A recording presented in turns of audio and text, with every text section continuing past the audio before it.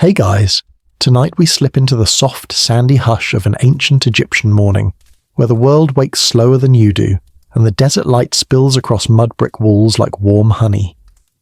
You open your eyes to the glow creeping through a reed mat window, hear someone outside already dragging a clay jar across the packed earth, and feel that dry tickle in the air that makes you think, yeah, this is definitely earlier than I signed up for.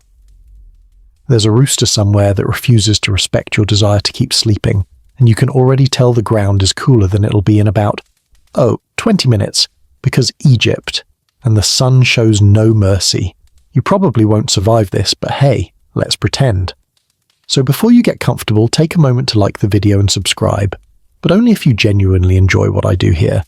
And let me know in the comments where you're watching from and what time it is for you right now. Now dim the lights, maybe turn on a fan for that soft background hum, and let's ease into tonight's journey together. You push yourself upright on your simple mat, rubbing the sleep from your eyes as the rising glow paints the room a dusty gold. You can smell baked earth, because yes, your entire house is basically sun-dried mud, and the faint scent of last night's embers. Ancient Egyptian kids usually slept in small shared spaces close to parents or siblings, the whole family tucked into 1 or 2 rooms. Privacy. Never heard of her. Even the nobles didn't escape the general we live on top of each other vibe. As your feet hit the ground, you feel the packed dirt floor still cool under your toes. A thin film of dust already tries to claim you, because dust in Egypt is like the pushy neighbor who shows up uninvited but insists they live there. You stand, stretch, and catch the soft rattle of goats outside. That's your alarm clock. Goats, sunlight, and someone shouting at someone else over a dropped pot. A typical morning. You step outside and immediately squint, because the sun comes in hot and sideways. Kids in the Middle Kingdom undoubtedly had this same moment every day. Historians still argue whether houses had perfectly smooth roofs or slightly uneven ones, but everyone agrees. Mornings came early and bright. You shuffle across the small courtyard, passing the tall clay oven that's still radiating the previous evening's heat, and watch your mother already bent over a bowl, grinding grain with patience only adults seem to have. She gives you that look that means you should have been up 10 minutes ago, which feels suspiciously timeless. A mainstream historical fact drifts into your morning. Ancient Egyptian homes often had flat roofs people slept on during hotter seasons. You kind of wish tonight had been one of those nights because the breeze up there, delicious. But instead, you were inside, listening to mosquitoes hold a rave around your ear. And now, here you are. You pick up a small jug because you know the routine. You're expected to help fetch water, even as a kid. Chores weren't optional. They were simply the way things are. And honestly, the grown-ups don't have the energy to argue with you not doing them. So you head toward the neighborhood well, passing neighbors sweeping doorways and waving lazily. A group of other children is already there, some laughing, some pretending to be fully awake. One is half asleep, carrying his jar sideways like it's his emotional support vase. On the way, a quirky tidbit pops into your mind. Some parents use protective amulets to ward off bad dreams, scorpions, or general chaos. The ancient version of "don't touch my kid," vibes only. You probably have one tied around your wrist or sewn into your tunic. It's both jewelry and insurance policy. You reach the well just in time to hear an older girl explaining, for the 4th day in a row, that she saw a cat with markings shaped exactly like the Eye of Horus. No one believes her, but she's committed to the bit. You lower your jug, haul up cool water, and splash a little on your face. Part refreshment, part hygiene, part, let me pretend this counts as a bath. Kids seldom bathe fully every day, but washing hands and face in the morning, pretty normal. The walk home is slow and calm, the world waking with you. A donkey brays at nothing. A neighbor steps outside carrying a basket of onions big enough to qualify as a personality trait. You pass a scribal apprentice already practicing strokes in the dirt, because of course that kid is up early doing homework. When you return, breakfast is underway. Flatbread, maybe some goat milk, maybe a smear of honey if you're lucky. Your home smells warm and comforting, filled with the hush of family settling into its rhythm. As you sit down, tearing off a piece of bread, you hear your father muttering about repairing a cracked pot or sharpening a tool. Everyone has a job, even you. There's no hurried rush like a modern morning, no buzzing alarms, no calendar apps screaming at you. But there is a sense of steady motion. The day unfolds like a slow-moving river, and you're drifting along with it, learning, absorbing, participating. But for now, with breakfast halfway finished, the sun climbing, and your chores just beginning, you take one final quiet moment to breathe in the soft, dusty air of ancient Egypt. The day has barely begun, and you're already part of its rhythm. One small voice in a world thousands of years old, carrying on like it always has. You're still chewing the last bite of breakfast when the morning heat starts to creep in, announcing itself like an overly confident guest who never waits to be invited. The goats outside have reached peak enthusiasm. Someone a few houses down is loudly insisting that their clay pot was perfectly fine yesterday, and you're sitting cross-legged with crumbs on your lap trying to mentally prepare for what comes next. The strange, cozy predictability of an Egyptian child's morning meal giving way to the quiet march toward learning. Your mother hands you a small piece of leftover bread. For later, she says, though you both know later will be about 7 minutes from now. Breakfast for kids in ancient Egypt is simple. Flatbread, maybe a smear of honey, perhaps some dates or figs if your family's doing well this week. Goat milk if the animals behaved. On rare days, you might even get a bit of beer, not the modern see-you-in-court kind, but a low-alcohol bready brew with the nutritional value of a protein shake and the flavour profile of soggy granola. Delicious. You sit there soaking in the last bit of morning shade as the sun creeps up the mud brick wall. The heat moves like a slow tide, claiming inch by inch of the courtyard. It's the kind of warmth that makes everything feel soft around the edges, like reality is melting just a little. A perfect setup for a drowsy day of learning, if you don't fall asleep first. Your father gives you a nod that means time to go, even though he hasn't said a word. This is the universal parent language through history, unchanged for thousands of years. You brush crumbs from your tunic and stand, already hearing distant chatter from other kids heading toward their lessons. Not every child gets formal schooling, of course. That honour is mostly for the children of scribes, priests, or families climbing their way into the educated class. But many kids, like you, still learn bits and pieces from a local teacher or literate neighbour. Here comes your mainstream historical fact for the section. Most ancient Egyptian education happened in small informal settings, not grand temple schools. It's less Hogwarts, more Mrs. Kenty's front room, where she yells if you drop your ink. That's where you're headed today. You slip out into the bright street, feeling the warmth settle onto your shoulders like a sun-baked blanket. Other children shuffle along with you, some excited, some dragging their feet, one insisting loudly that he doesn't need numbers to farm and no one can convince him otherwise. That kid will absolutely grow up to be the guy who argues about grain weights at the market. As you walk, the air fills with the smell of baking, dust, river wind, and someone's lunch already simmering. Housewives call out greetings, men carry tools or baskets, and temple bells in the distance give the faintest metallic hum. A fringe tidbit drifts through your thoughts. Some Egyptians believed children were especially protected by household gods during the morning hours, a kind of divine, don't mess with them before breakfast policy. Maybe that's why you feel a little lighter right now. Your friend Keeney runs up beside you, breathless, holding half a fig. Guess what I saw today, he says. You already know he's about to make something up. A crocodile the size of a boat, right in the shallows. He beams like this is breaking news. Historians still argue whether children exaggerated Nile dangers constantly, or if they were just more imaginative than adults gave them credit for. Either way, Kenny is committed to the bit. You take the narrow turn toward your learning place, a shaded corner of an older neighbour's home, where a reed mat serves as the classroom floor, and a low bench holds precious writing supplies, ink cakes, wooden palettes, and reed pens that stubbornly refuse to behave. The neighbour, an elderly man with sharp eyes and a voice like gravel, greets you with a nod. His job is unofficial, underpaid, and driven by the fact that he used to work as a low-level scribe for a storage facility and now feels morally obligated to pass on knowledge. Or maybe he's just bored. You sit down cross-legged with the other kids, the air thick with dust motes dancing in the slanted light. There's a peacefulness to this moment, a quiet gathering of tiny minds preparing to absorb the world. But there's also a joke brewing. You look at the reed pen and think, this thing is going to ruin my entire morning, and you are absolutely correct. Lessons start with soft talking. Your teacher explaining the schedule, reminding everyone that learning is important because knowledge can open doors, even if those doors are just the nicer storeroom job where you don't have to haul grain. He breaks off a small piece of charcoal and demonstrates again how to hold your writing tool. Half the class nods as if they understand. The other half holds the pens like they're preparing for dental surgery.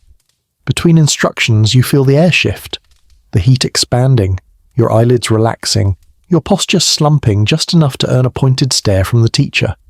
But there's warmth and comfort here too. You're surrounded by other kids whose days look just like yours. Chores, breakfast, learning, play, and the rhythm of family life. Through the doorway, you can hear women chatting, a donkey huffing, and the river wind pushing through the alley. Morning in Egypt is alive, full of movement and tiny stories unfolding at once. Even as you sit preparing for lessons, the world outside is buzzing.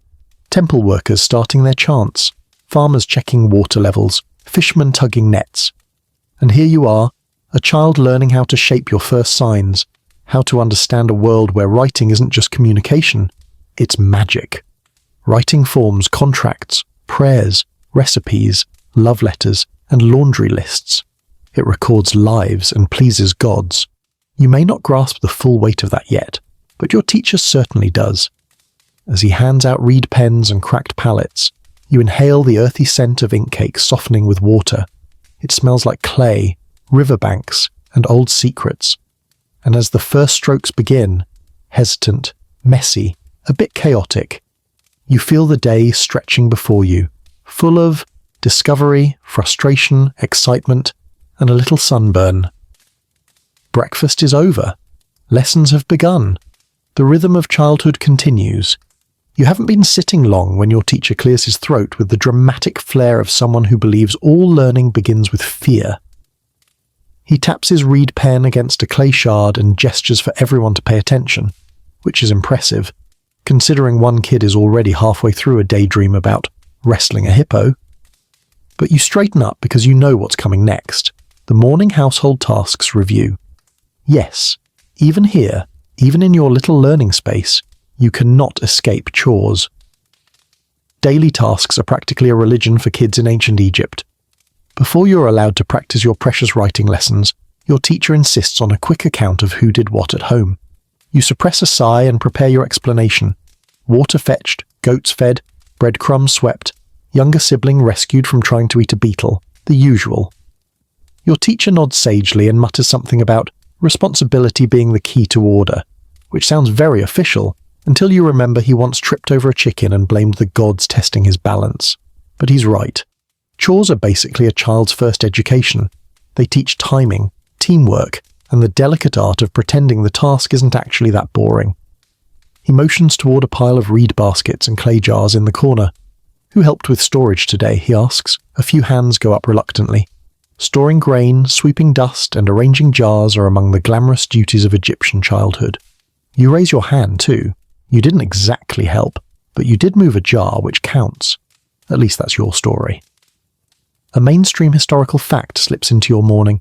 Egyptian kids were expected to learn household tasks early because families worked as tight-knit units, often sharing trades. The idea of childhood as a carefree era had not yet been invented. Childhood was more like the tutorial phase of adulthood, except the tutorial never ends and you can't skip it. Your teacher launches into a mini-lecture about how ancient homes function like mini-worlds, mud brick walls, low tables, rooftop spaces where grains dried under the sun, and narrow rooms cluttered with pots, tools, baskets, linens, and the occasional cat lounging, like it owns the entire Nile Valley. Cats, by the way, do not contribute to chores, they contribute to attitude. You remember your morning sweeping duty and wince a little. Sweeping a mud brick floor is an exercise in philosophical acceptance, because the dust literally regenerates. You sweep it to one corner, it reappears behind you like it's respawning in a video game. Historians still argue whether ancient Egyptians actually believed in particularly stubborn dust spirits, or if they were just using humour to cope with losing the same fight every day. Your teacher moves on to the grand topic of helping parents with craft skills, which bleeds directly into what you'll be doing next section. But for now, he sticks to the basics. He asks the group, "Does anyone know why parents give tasks to their children?" A brave child answers, "Because they're too tired to do it themselves." Your teacher gives him a look that says, "You're not wrong, but please stop saying the quiet part out loud." He explains more gently that chores aren't punishment, they're training. You pick up patterns, you learn how to grind grain by watching your mother's rhythm. You learn how to mend a basket by watching your father weave reeds. Tasks that seem small, like carrying water or sorting pottery, are actually the building blocks of understanding how the whole household machine runs. Then comes the quirky tidbit. Some families believe that giving a child a small symbolic chore aligned them with Maat, the cosmic principle of order. So when your mum told you to put reeds in straight lines or stack jars by size, she wasn't just being picky, she was trying to prevent universal chaos. No pressure. Suddenly there's noise outside. Voices rising, footsteps rushing. A clay pot crashes somewhere. The teacher pauses, glancing at the doorway with mild annoyance. Probably someone dropped something heavy or yelled at a goat. Again. You smirk quietly. Egyptian mornings are dramatic. Always have been.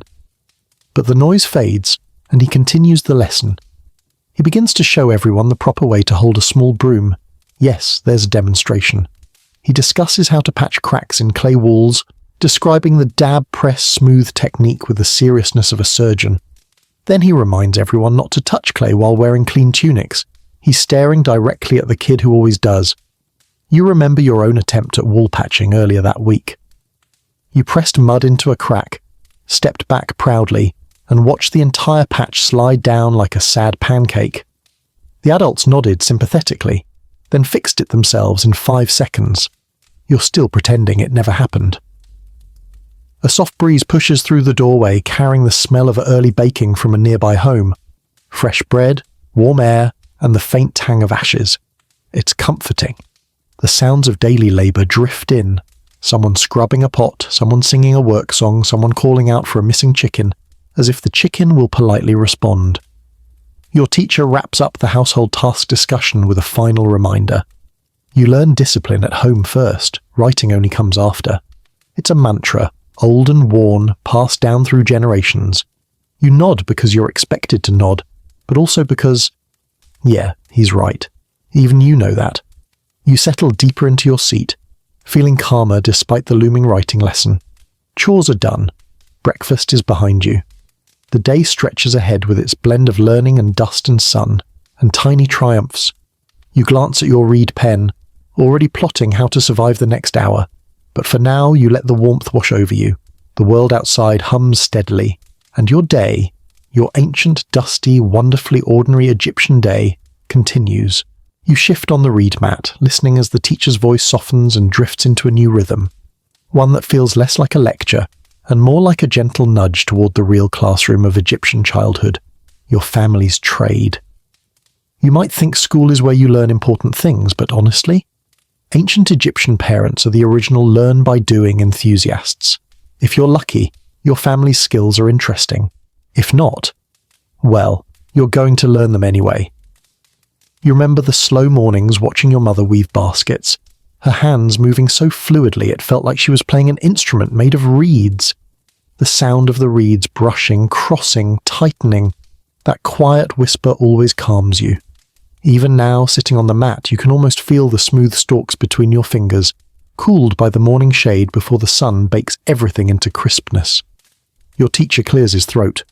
Education, he begins, starts at home. Your parents' work shapes your first lessons. He says this as if it's a profound revelation, but most of you already know it by heart. Still, you appreciate the way he explains it, slowly, thoughtfully, like he's painting a picture in the air. He talks about farmers teaching measurements by showing their children how deep to plant barley. He describes potters showing kids how to judge clay by texture. He gestures with his hands as if sculpting invisible pots. Here comes your mainstream historical fact. In ancient Egypt, most children inherited the skills and professions of their parents. A carpenter's child likely became a carpenter. A potter's child learned to shape clay, and a craftsperson's child practiced with tools long before they could write their own names. Social mobility wasn't impossible, but it wasn't expected. Your future was usually the family business. You remember the first time your father let you hold his chisel. You were too young, the tool too heavy, and your grip too wobbly. He laughed softly, not mocking you, just amused in that, childhood attempts way. The chisel clanked loudly when you dropped it, startling the household cat into a sprint that nearly knocked over 3 jars. The cat has never forgiven you. Your teacher pulls out a small wooden toy, one shaped like a tiny mallet. Your families teach you these things, he says. You learn by watching their hands, by copying their motions. You learn by making mistakes. He taps the toy gently. Education isn't just words, it's skill. The room is warm now, sunlight filtering through the doorway in strips of bright gold. Dust motes drift lazily, suspended like tiny stars in a slow-moving universe. Someone's stomach growls. Someone else chuckles quietly. You think about how your mother taught you to grind grain without spilling half of it onto your feet. She showed you the rhythm. Press, pull, press, pull. She said the stone speaks if you listen carefully. You're not sure stones talk, but they definitely make that gritty scraping sound that gets stuck in your ears for hours.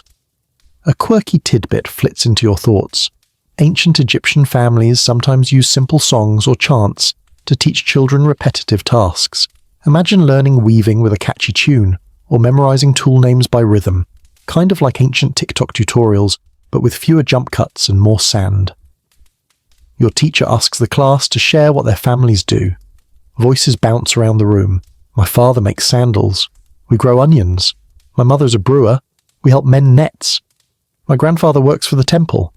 One kid mumbles, my job is to not break things. Which, fair. When it's your turn, you share your family's trade, whatever it may be, feeling a little shy but also proud. Your teacher nods approvingly, his eyes soft. Good. Remember what you learn from them. Those lessons stay with you. Outside, a breeze shifts. You hear the flap of linen cloth from a neighbour's roof. Birds squabble somewhere near a granary, and the teacher leans back slightly, as if giving everyone a moment to breathe before the day marches onward. He transitions smoothly. No dramatic pause, no grand speech. Just a simple statement. Your parents teach you skills, I teach you letters, and one day you will teach your own. It's oddly comforting, the idea that your daily routines, even the messy ones, are part of a much larger cycle that's been spinning long before you were born.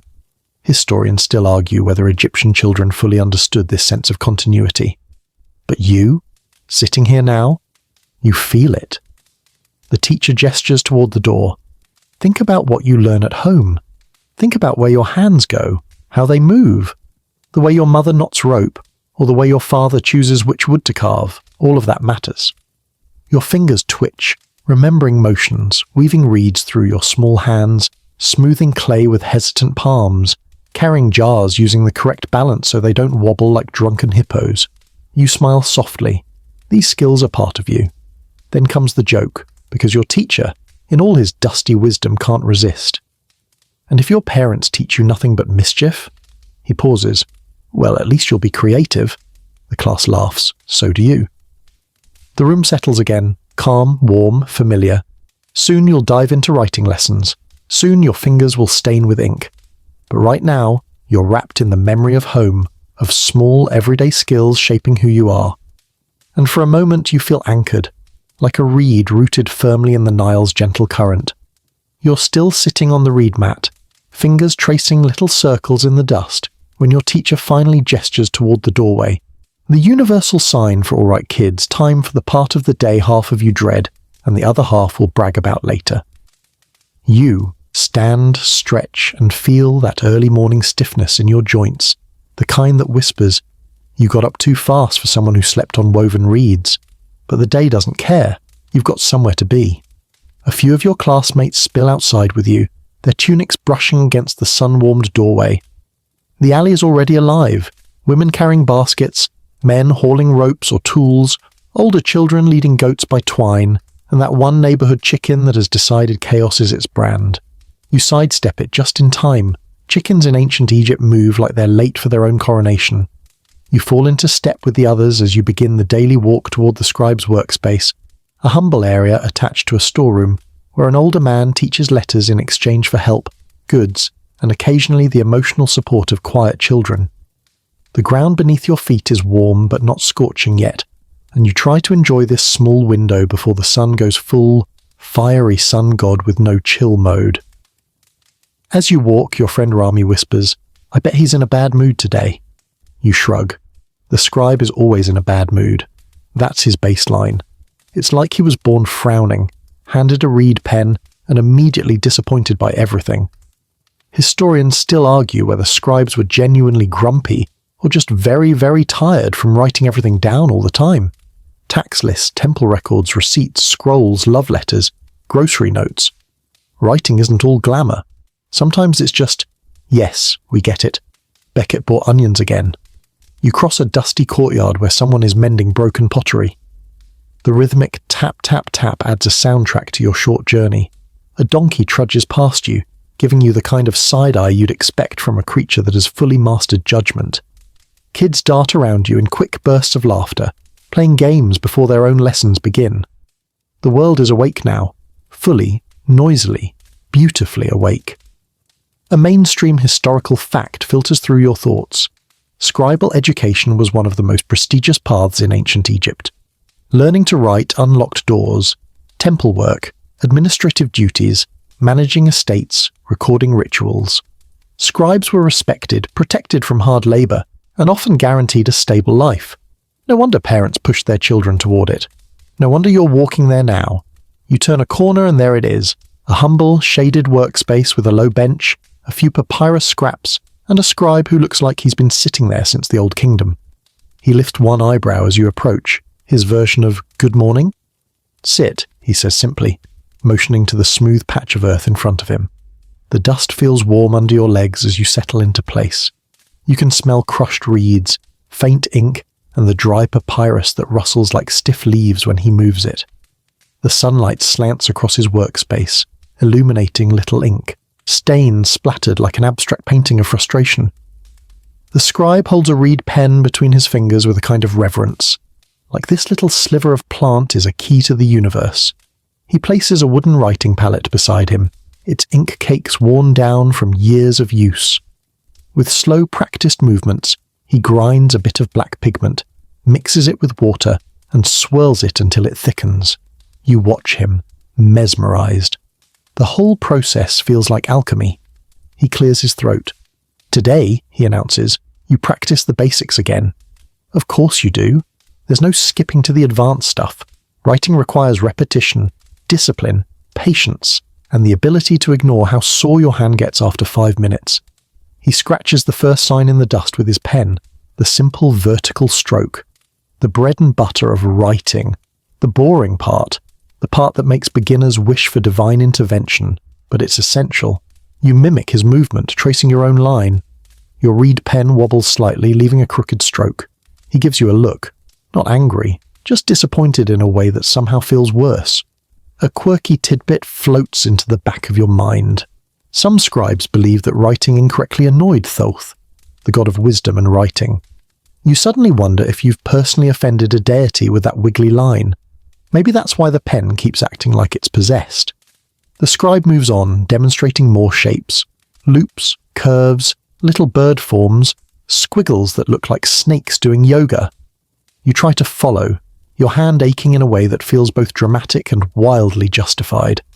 The sun continues to rise, warming your back, making the ink smell stronger, deepening the shadows under the scribe's eyes. He pauses only once to sip water from a jar and mutter something about how children today don't understand dedication. You whisper to Rami, "Children yesterday probably didn't either." Rami snorts. The scribe shoots you both the kind of look that could silence a marketplace. But despite the sternness, there's something comforting about being here. You feel part of a long ancient chain, kids learning letters generation after generation, all sitting in the same posture, all making the same mistakes. There's something rhythmic, almost meditative in the repetition. Write, erase, write, sigh, write again. It's like the Nile's flow, predictable, steady, soothing if you let it be. You finish a row of symbols and glance at the scribe. He nods very slightly, high praise by his standards. The sun settles into its mid-morning brightness, dust swirling lazily through the air. Your fingers are smudged with ink. Your back is warm. Your mistakes are many, but your lines are improving. And standing just outside the scribe's shade, waiting patiently for you, is the rest of the day, with all its heat, noise, games, and chaos waiting to unfold. You try to shake out the stiffness in your fingers, but the reed pen clings to your skin like it's developed emotional attachment. You stare at the small ink smear you've accidentally created on your thigh. battle scar, you decide. Your scribe clears his throat again, the universal cue for brace yourself, and you know exactly what's coming. More copying, so much copying. Enough copying to make your hand consider filing a formal complaint with the gods. The sun creeps higher, warming the shaded workspace until the air feels like a cozy, dusty blanket wrapped around you. Sweat beads lightly along your hairline, but you ignore it. Everyone ignores it. Sweat is simply part of the Egyptian aesthetic. Your scribe gestures for everyone to gather closer. Hieroglyphs, he begins, are not just pictures. They are power. His voice is low, gravelly, like someone who has spent decades arguing with ink. He draws the first symbol on a papyrus scrap, the shape of a little owl, and you watch his hand move with slow, practiced confidence. You copy it. Your owl looks more like a confused chicken, but you persist. He draws the next, a ripple of water, then a loaf of bread, then a reed leaf. Every stroke is simple in theory, infuriating in practice. Reed pens have minds of their own. Sometimes they glide, sometimes they drag, sometimes they create a blob so chaotic you wonder if it counts as art. A mainstream historical fact slips through your memory. Egyptian scribal training often began with endless repetition. Rows and rows of basic signs, copied until muscle memory took over. Future scribes copied entire wisdom texts, legal codes, and hymns. But kids like you? You start with owls, bread loaves, snakes, and abstract suggestions of birds. You scratch out another line, tongue sticking out slightly in concentration. Rami leans over to examine your work. Your snake looks sad, he whispers. You whisper back, my hand is sad. The scribe pretends he doesn't hear you, but the faint twitch in his eyebrow suggests you're dangerously close to becoming a footnote in his personal list of annoyances. You keep copying, adjusting your grip every few strokes, feeling the heat of the day settle into your shoulders. The reed pen softens a little as ink soaks its tip. The papyrus smells earthy and fibrous, almost sweet when warmed. The world feels very small right now. Just you, the pen, the symbols, and the scribe's low voice guiding you forward. Then comes the quirky tidbit. The scribe explains that some ancient Egyptian writing boards were made of plastered wood, which students could erase by wetting their fingers and wiping off mistakes. He demonstrates by smearing a damp thumb across a symbol, making it vanish. Rami gasps as if he has witnessed magic. You lean in with the wide-eyed awe of someone who has finally found a feature better than undo on a tablet. But plasterboards are rare here. You're mostly working on rough scraps and sand. The scribe adjusts his posture, glances at the sky, and continues the lesson. He draws a tiny falcon. You draw a falcon-shaped disappointment. He draws a reed shelter. You draw something vaguely house-like if you squint. He draws a cobra. Your cobra looks like a worm reconsidering its life choices. Historians still argue whether young scribes were drilled harshly or patiently coached, but your scribe seems to prefer the heavy sigh, followed by subtle headshake method. Honestly, it works. You try harder. He pauses suddenly, holding up a symbol shaped like a seated man. Remember, he says, these signs have voices. They carry meaning. Treat them with care. His tone softens for a moment, as if remembering his own childhood lessons. You catch a flicker of warmth in his eyes. Quick, fleeting, gone the moment someone sneezes too loudly. Your hand aches, but in a good way, the way that tells you you're learning something real. Sweat slides lazily down your back, sticking your tunic to your skin. A fly lands on the ink palette. Someone across the group lets out a quiet groan of frustration. The scribe ignores all of it, completely absorbed in demonstrating more symbols. Eventually he offers the greatest gift a teacher can give, a break. 5 minutes, he says, like he's offering treasure. Stretch your fingers, drink water, return with better focus. You don't have to be told twice. You set down your reed pen and flex your cramped hand, feeling the relief buzz through your fingers like tiny sparks. Rami dramatically collapses backward onto the dust, claiming his hand is no longer part of this world. You nudge him with your foot. He groans. The scribe rolls his eyes. You scoop water from a jar, sip, wipe your forehead, and step just outside the shade.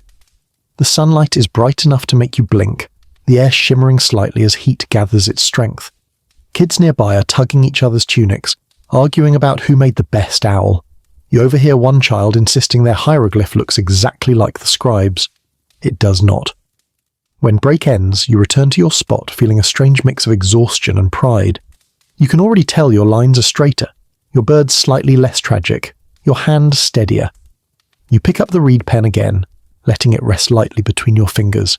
You're ready for more, and the scribe, with the patient exasperation of every teacher in history, nods once and begins the next round of lessons. Ink flowing, symbols forming, your day unfolding, stroke by stroke beneath the rising Egyptian sun. Your fingers are still humming from the morning's writing drills when the scribe shifts gears, almost literally, as he lifts a weighted stone from beside his bench and places it in front of the group with theatrical seriousness. You know what this means. The ink is drying on your hands, the sun has climbed a little higher, and now it's time for one of the more dreaded yet weirdly satisfying lessons of the day. Math. You straighten your posture automatically, because even though math in ancient Egypt isn't exactly solve for x, it does involve numbers, grain tallies, fractions, and enough practical logic to make your brain consider packing up and moving to Nubia. The scribe clears his throat, the sound of a man who has spent years inhaling dust, ink fumes, and the questionable decisions of children. Today, he says, we work with measures. He taps the stone. Imagine this is grain. Rami mutters, I wish it actually was, earning a swift elbow from you. The scribe begins drawing shapes in the dirt, tall jars, baskets, bowls, lines. You recognize some of them from home. Your family uses the same types of containers for flour and barley. A mainstream historical fact floats into place. Egyptians used a system of units based on natural objects. Hekat for grain volume, cubit for length, deben for weight. You don't fully understand all of them yet, but you're learning piece by piece, like stacking bricks into a small, slightly crooked pyramid. He hands each child a small handful of pebbles. These, he says, are your counters. You will divide your grain between jars. You examine the pebbles, noticing how smooth they are from years of games, lessons, and, if you're honest, probably being shoved up someone's nose at some point. He draws a large circle in the dirt. This is 1 hekat. Then he draws lines, dividing it into fractions. You will measure out thirds and quarters. Fractions, the ancient plague. You try not to let your face betray your horror.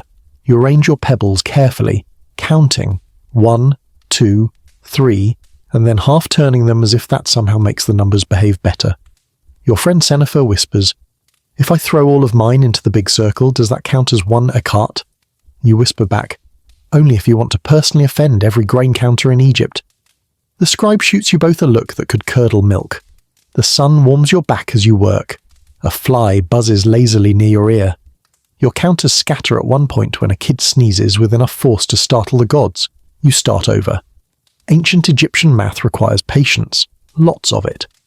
The scribe walks between you all, hands clasped behind him. Remember, he says, math is the language of storage, of farming, of trade. Without numbers, the kingdom falls apart. You nod solemnly, even though you're mostly thinking about how the pebbles look like tiny edible dates. Then he adds, historians still argue whether scribes taught fractions differently in different regions. Some say there were special local methods. You imagine rival scribes battling over the correct way to divide a jar of barley. It's strangely entertaining. After a few more rounds of dividing grain, the scribe switches to length measurement. He draws a cubit, a long straight line, and marks off palms and fingers, the subunits. Measure the bench, he instructs. Measure the mat. Measure your own arm. You comply, stretching your arm awkwardly along the dirt. Rami whispers, my arm is 1 cubit of pure muscle. You whisper back, it's 1 cubit of lies, actually. A quirky tidbit comes to mind. Some Egyptians carried small folding measuring rods carved with beautiful designs. Imagine whipping that out to show off at a party. Check out my artisan cubit stick. You vow to get one someday, or at least borrow one and pretend. The lesson drags on, but in that strangely calming way where repetition becomes soothing if you let your brain melt just enough. Pebbles move across the ground. Lines are drawn, erased, redrawn. The scribe corrects a measurement here, a miscount there. Your mind begins to drift, but not in a bad way. more like floating lazily down the Nile.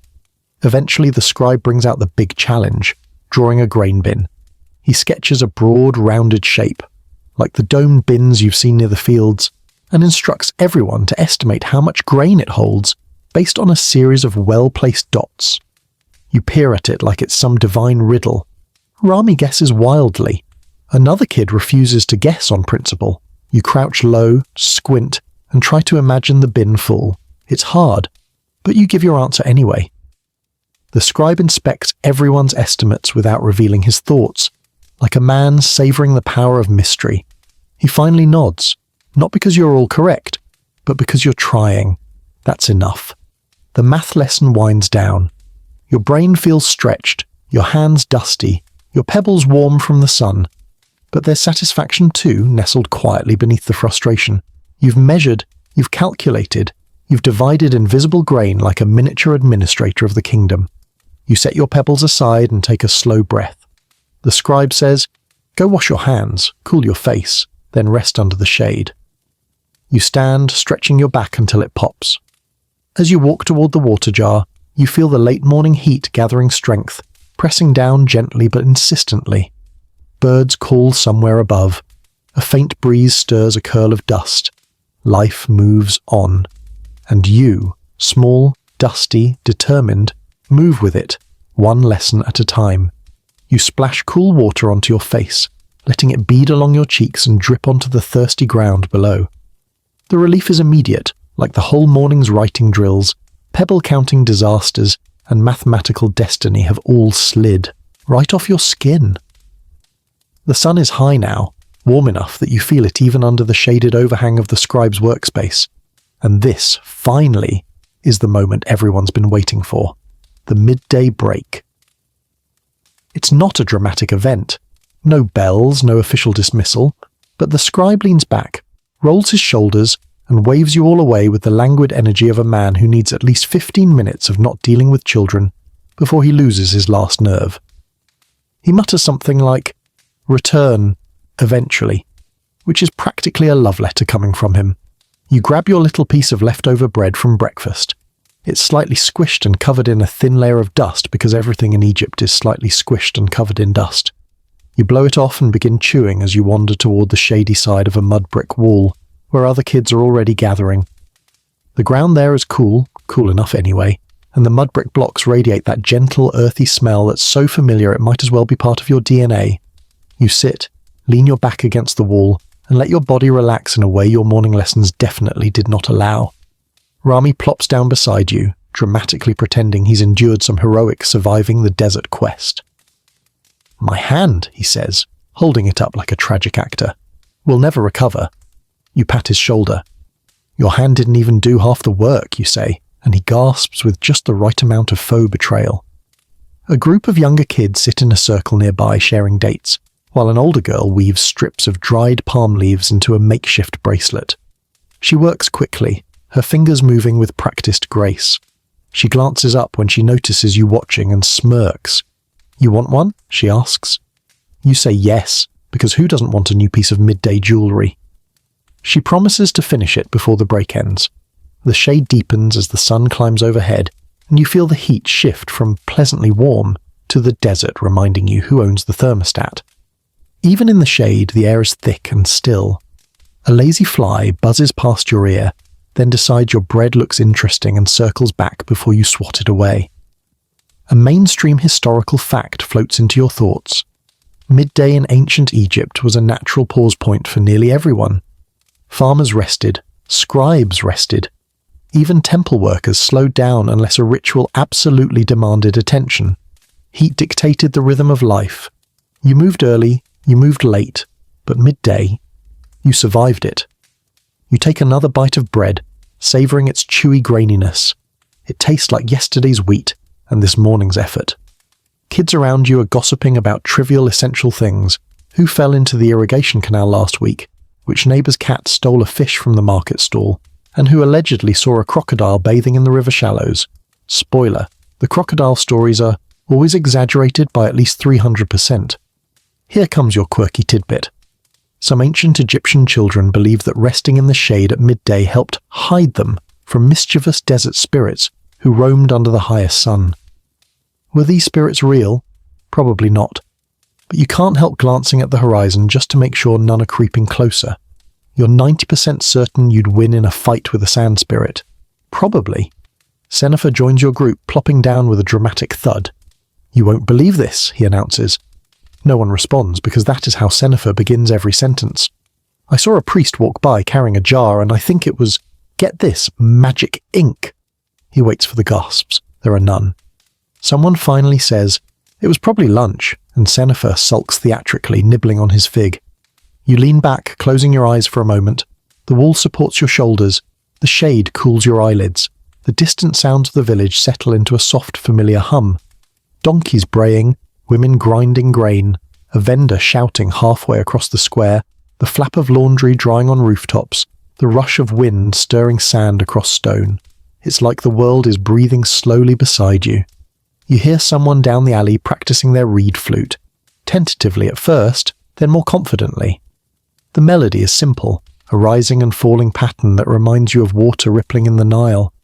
Historians still argue whether children learned instruments casually or formally, but whoever's playing right now is clearly proud of their progress. As you enjoy the music, you spot a few kids tracing shapes in the dust with sticks. Circles, animals, indecipherable scribbles. One girl draws a crocodile with excellent claws. Another draws what might be a house, or possibly a loaf of bread with ambition. You smile. Drawing in the sand is one of the universal childhood languages.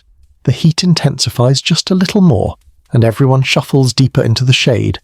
You break off the last piece of your bread and place the crumb near your foot. A small brown sparrow hops by, cocks its head, and snatches it. You feel oddly honoured. Finally, the girl finishes weaving the bracelet and tosses it gently into your lap. "There," she says, "for surviving the morning." You slip it onto your wrist. The rough, sun-dried palm fibres feel light and simple, a tiny trophy of the day. A breeze, soft, warm, almost a sigh, brushes across the courtyard. The scribe stands from his bench, stretching his arms like an ancient tree waking up. He clears his throat, which echoes faintly against the mud brick walls. Break is over. You rise slowly, brushing dust from your tunic, tightening the bracelet around your wrist. Your stomach is a little fuller, your body cooler, your spirit lighter. The sun may rule the sky, but this small slice of shade was yours. Time to step back into the day. You push yourself off the cool wall, brushing the last bits of dust from your tunic, and follow the others back toward the scribe's workspace. Except this time, you're not going inside. The scribe raises one eyebrow and gestures vaguely toward the open courtyard, which is ancient teacher code for, "Your brains are mush. Go play before you break something valuable." You don't need to be told twice. Every child scatters immediately, exploding into the midday lull like a flock of tiny hyperactive birds. Some race toward the far end of the courtyard, others climb onto low walls, and a few gather sticks like they're preparing for a ritual you're absolutely not emotionally ready to understand. But you head toward your favourite pastime, games made from whatever the earth offers you, which in ancient Egypt is mostly sticks, stones, sand, more sticks, broken pottery, and on particularly thrilling days, a lost bead. You squat down near a clear patch of ground and begin searching for pebbles, small, smooth ones, the kind perfect for flicking, tossing, or pretending they're tiny soldiers marching toward victory. Rami joins you, dropping to his knees with the dramatic flair of someone who thinks he's starring in a heroic epic. "New game?" he asks. "New rules," you say. And with that, you invent something on the spot because that's what kids do. You draw a few lines in the sand with a stick, 3 boxes, a circle, and a long squiggly shape you insist is the crocodile moat. Rami approves immediately. Games in ancient Egypt didn't require fancy toys. Creativity was the true luxury. A mainstream historical fact pops to mind. Archaeologists have found tons of children's games. Stone marbles, carved animal figures, clay rattles, and those beloved throw-and-catch knucklebones. Kids played all the time, because even in a society built on divine order and back-breaking labour, children needed to burn energy before the adults lost their minds. Your game starts simple. Flick a pebble into the box. Don't let it roll into the crocodile moat. Bonus points if it bounces off a specific line. Impossible points if it lands on the tiny shard of pottery you've appointed, the sun god's throne. You and Rami take turns, each flick sending pebbles skittering across the courtyard. Some shots are graceful arcs, others are chaotic disasters. One pebble ricochets off a wall and nearly hits Sennefer, who yelps dramatically as if struck by a divine lightning bolt. "You almost killed me," he shouts. "It was a pebble," you reply. "A deadly pebble," he insists. A younger girl wanders over and plops down beside you. Without asking, she joins the game with the confidence of someone who has already decided she's going to win. And she does, immediately, by a lot. Rami looks personally offended. Nearby, a group of kids are playing a different game, tossing small sticks into the air and trying to catch them one by one on the back of their hands. It looks deceptively simple. It is absolutely not. You once tried and dropped every stick, then blamed a ghostly draft. No one bought it. Another group is using a ring made of braided reeds, tossing it onto a peg hammered into the ground. Each successful toss earns bragging rights. Each miss earns teasing so gentle it might as well be affection. Then comes the quirky tidbit you remember. Some ancient Egyptian kids played a game scholars call piggyback battles, where one child rode on another's shoulders and they tried to knock down opposing teams. It was basically ancient Egyptian chicken fights, minus the swimming pool, but plus the risk of face planting into sand. You've played it once. Your spine still remembers. The courtyard buzzes with laughter now, that special kind of kid noise that rises, falls and tumbles into the hot air. The sound blends with the faint distant bray of a donkey and the rhythmic pounding of grain from a nearby home. Even the scribe, who pretends to hate noise, settles into a calmer posture, letting the moment run its course. Sennefer returns, announcing loudly, "I have invented a new sport," which means he definitely hasn't. He produces a small clay ball, probably stolen from someone's unfinished craft project, and declares the rules. Throw it toward that pot. If it goes in, you win. If it misses, you still win if you say you meant to miss. "That's not how games work," you say. "That's exactly how my games work," he counters. Historians still argue whether ancient Egyptian children played competitive games, or mostly cooperative ones, but based on the chaos unfolding here, the answer is clearly yes. You try Sennefer's game once.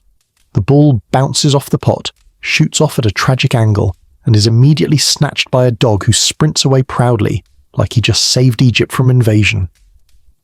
The entire courtyard erupts in laughter. You fall onto your back in the sand, staring up at the blazing sky. The sun is so bright it turns the air gold. A thin, wavering shimmer rises from the ground, where heat dances like a mirage. The world feels big and small at the same time. Vast horizon, tiny games, endless warmth. Rami flops down beside you, out of breath from laughing too hard. "If all learning was like this," he says, "I'd become a scribe for sure." "You'd still write sad snakes," you reply. He throws sand at you. You throw sand back. Balance is restored. The scribe finally stands, stretches, and calls everyone to gather again. His voice carries through the courtyard with that low, unmistakable tone of "playtime is over." You dust yourself off, gathering your pebbles like tiny treasures. Kids scatter, forming loose lines. Some groan in protest, some giggle. Some run in circles, pretending they didn't hear him. You slip your new woven bracelet higher on your wrist, feeling the fibers warm against your skin. Playtime ends. The day continues, and you walk toward the next part of your ancient Egyptian childhood with sand on your elbows, laughter lingering in your chest, and the quiet satisfaction of having conquered the crocodile moat. You gather your scattered pebbles and brush the sand from your knees, but your pulse is still buzzing with leftover excitement. The courtyard is settling, kids returning to calmer shapes, dust drifting lazily back to the ground, when one voice rises above the rest. "Senet, who wants to play?" You don't even have to look to know who's calling. Hori, the self-appointed Senet champion of the entire village, according to, well, only Hori, already has the board tucked under his arm like a royal decree.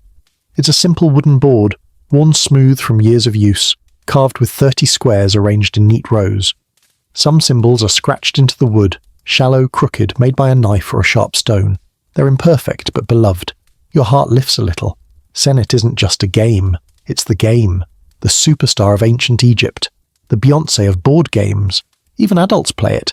sometimes with the intensity of people wagering their entire grain rations. Hori plops the board down under a strip of shade and looks at you. "Want to lose?" he asks with the confidence of someone who hasn't considered the possibility that he might one day not be good at something. You settle cross-legged on the ground. "Bold of you to assume I'm losing today." Rami sits nearby as referee, judge, and self-declared spiritual advisor, because apparently this game is now a multi-dimensional event. Hori hands you the throwing sticks, 4 flat pieces each carved from a strip of wood. Their sides marked so you can count the flip results. No dice here, just the soft clatter of wood hitting earth, the ancient click that's echoed through thousands of years. You toss them, 3 marked sides up, 1 down, a 3. You move your little pawn, a simple carved peg, 3 squares forward across the board. It slides easily along the smooth groove worn by countless other children who learned, played, argued, and sulked over this exact same board. Your mainstream historical fact arrives right on cue. Senet wasn't just a game. It had symbolic and spiritual associations. Some believed the board represented the journey through the afterlife, making each move a tiny dance with fate. Even tomb paintings show pharaohs playing it. So your competition with Hori is basically you preparing for greatness. Hori throws next. His sticks land with irritating perfection. 4 marked sides up. A 4. A power move. He grins like the gods personally blessed his wrists. The game progresses quickly. Your pawns glide across the board, darting around obstacles, passing each other, getting stuck in those dreaded trap squares. The forbidden square, House of Water, lurks in the final row, ready to send an unlucky pawn backward. You avoid eye contact with it, just in case. Kids gather around, forming a little circle of dusty anticipation.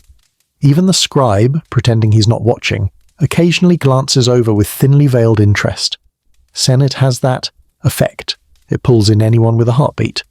As you study the board, you remember a quirky tidbit. Some elite Egyptians played with beautifully crafted ivory pieces, inlaid boards, and carved throw sticks decorated with tiny images. Yours? This board looks like it has been dropped, kicked, repaired, dropped again, and used as a stool at least once. And yet it has spirit, a loyal, scrappy charm that makes it even better. You flick the sticks again. They clatter, spin, and settle. A 1. Hori smirks.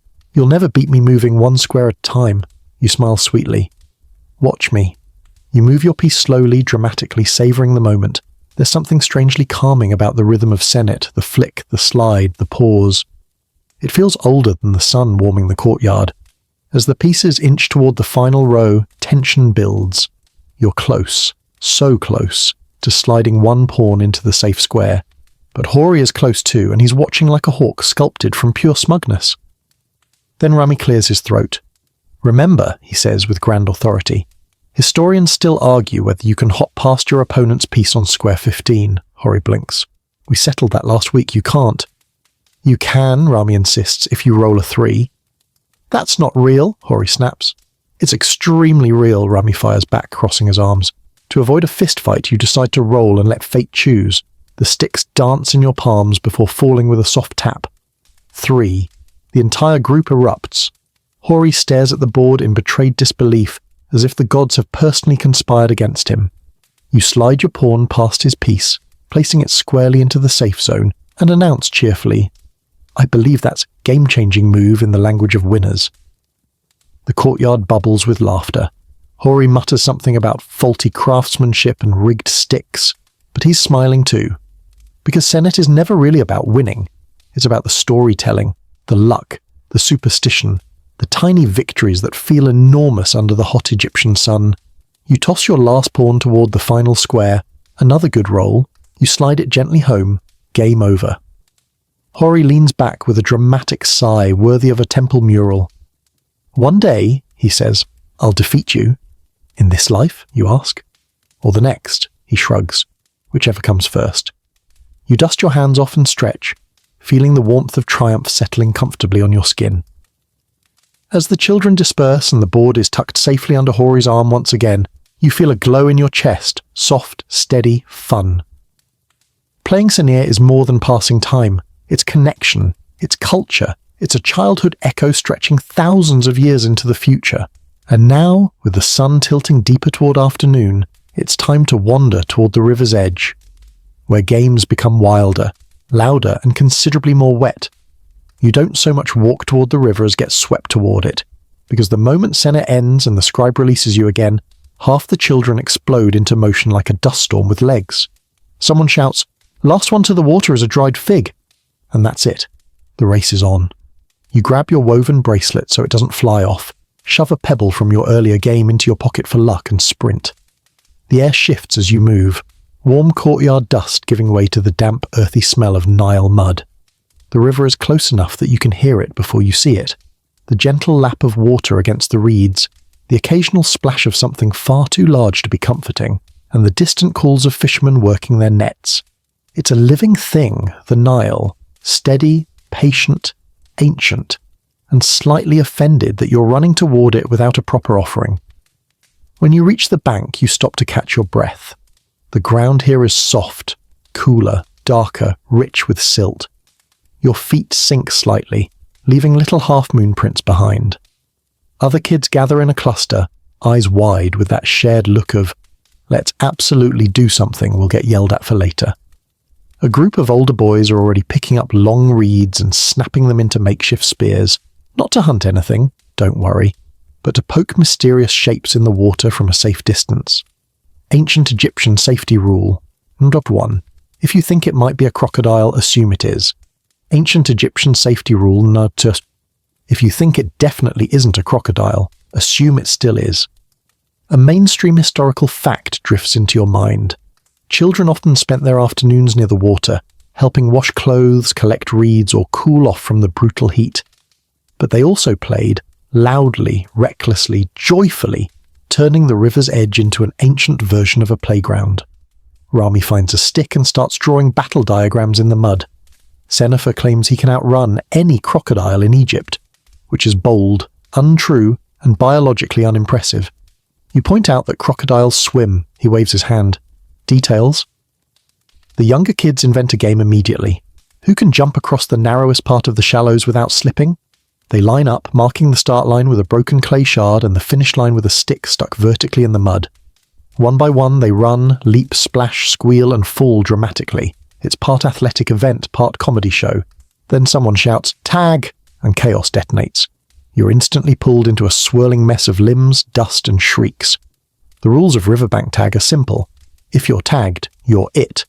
If you touch the water, you're safe. If you fall into the water, you must pretend it was on purpose. Kids dart everywhere, dodging reeds, leaping over roots, skidding across mud like enthusiastic ducklings. You feel the thrill of movement, the hot sun flashing across your shoulders, and the cool breeze from the river brushing your cheeks. Then Rami slams a hand onto your arm. "You're it!" You yell, "Traitor!" and the chase begins. Your feet pound over the soft earth. You nearly collide with an abandoned woven basket. Someone dives into the shallows to avoid you, splashing water high enough to soak your tunic. A girl scrambles up onto a rock and sticks her tongue out at you. You chase her, slip on a patch of mud, and barely catch yourself before face-planting into a patch of cattails. Laughing, you tag someone else and collapse onto your back, breathless. Clouds drift lazily above, reflected in the shimmering water beside you. The Nile is calm today, smooth and glassy, but the reeds whisper secrets when the breeze moves through them. A quirky tidbit floats into mind. Ancient Egyptian children sometimes caught tiny fish with their bare hands in the shallows, a tricky skill that impressed adults and annoyed cats. You've tried it. The fish always win. Down the bank, one child practices skipping stones, though skipping is generous. Most stones plunk immediately into the water with a loud gloop. Another kid finds a hollow reed and tries using it as a pretend flute. It makes a noise that sounds like a distressed goose. Everyone applauds anyway. Nearby, an older girl constructs tiny boats from bits of palm bark and twine. She launches them into the water, watching proudly as they float for 2 seconds before tipping over. "They'll get better," she insists, adjusting one like a devoted shipwright. The riverbank feels alive with laughter, splashing, tiny arguments, triumphant shouts, and the soft hum of nature. The silt squishes pleasantly under your toes. Sunlight dances on the water in tiny golden ripples. For a moment, everything feels warm and endless and uncomplicated. Then suddenly, the water near you moves. A ripple, a shadow, too big to be a fish. Every child freezes. Time stops. Sennifer whispers, "Crocodile?" You stare hard. The water stills. Nothing surfaces. The reeds sway gently. The shadow fades away.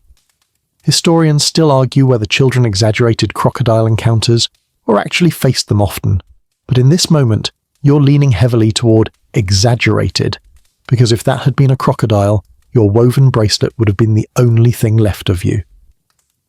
Someone coughs. The tension breaks, and instantly the children shrug it off, because of course they do, and go right back to sprinting, laughing, splashing, poking reeds, and pushing the boundaries of what counts as safe distance from the Nile. You remain near the shore a moment longer, breathing in the damp scent of water and mud. The river flows past you like a long ancient sigh, steady, powerful, humming with life. You feel small here, but in a good way, like you're part of something immense and everlasting. Then Rami taps your shoulder. "We're swimming. Later," he says. You grin, because you know he's right. The day is far from over. You know the moment is coming, the moment every child has been waiting for since the sun first peeked over the mud brick rooftops. The air is hot enough now that the scribe's lessons feel like a distant dream, and your earlier game of tag left your tunic sticking to your back like it's trying to fuse with your spine. So when Rami nudges you with that unmistakable look, you already know what he's thinking. Swimming? Swimming. The Nile glimmers before you like a sheet of molten gold, rippling lazily beneath the afternoon sun. The breeze carries the scent of cool reeds and river mud, making the water look even more tempting. Kids around you begin shedding their belts and slipping out of their sandals, laughing and daring each other to be the first in. Someone shouts, "Last one in is a shriveled beetroot," and then, predictably, bolts. You wade toward the shoreline, feeling the mud squish deliciously between your toes. The water is lukewarm near the edge, but cooler the deeper you go. It curls around your ankles with a silky touch, swirling around your skin like a curious snake, minus the teeth, hopefully.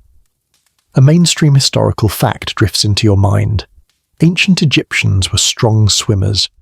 Children learned early, partly for fun, partly for survival. The Nile was life, water, food, transport, and knowing how to swim meant being part of that rhythm. Tomb scenes even show kids swimming, diving, and playing water games that look shockingly similar to modern ones. But what the tombs don't show is the pre-swim ritual, dramatic hesitation. You stick one foot deeper, then the other, then pause dramatically. Rami shoves you from behind. "Move, you're blocking the river." "As if the river cares," you say, but you laugh and plunge in. The water closes around you like cool, liquid silk. For a moment you sink beneath the surface, the world muffled into a soft hum. Light dances above you in shimmering fractures, tiny stars bending and twisting with every ripple. You push upward and burst into the air, hair slicked back, water rolling down your face. Instant bliss. Kids splash everywhere. Some are diving, some kicking too hard, some flailing like startled geese despite insisting they totally know how to swim. One kid floats on his back, staring at the sky like a philosopher. Another performs dramatic underwater spins that absolutely no one asked for. Rami tries to race you and immediately loses. He claims he slowed down for dramatic effect. You assure him his dramatic effect looked like a sinking loaf of bread. The laughter is loud and bright. Water arcs through the air in messy sprays, catching the sunlight like tiny prisms. The river becomes an echo chamber of shrieks, splashes, taunts, and joy. But beneath the fun, there's always that quiet awareness. The Nile is powerful. Alive, not a tame swimming pool. You drift, back toward the reeds for a break, letting your feet gently brush the silt below. A dragonfly zips past you, wings flickering like shards of stained glass. Birds pick insects from the shallows.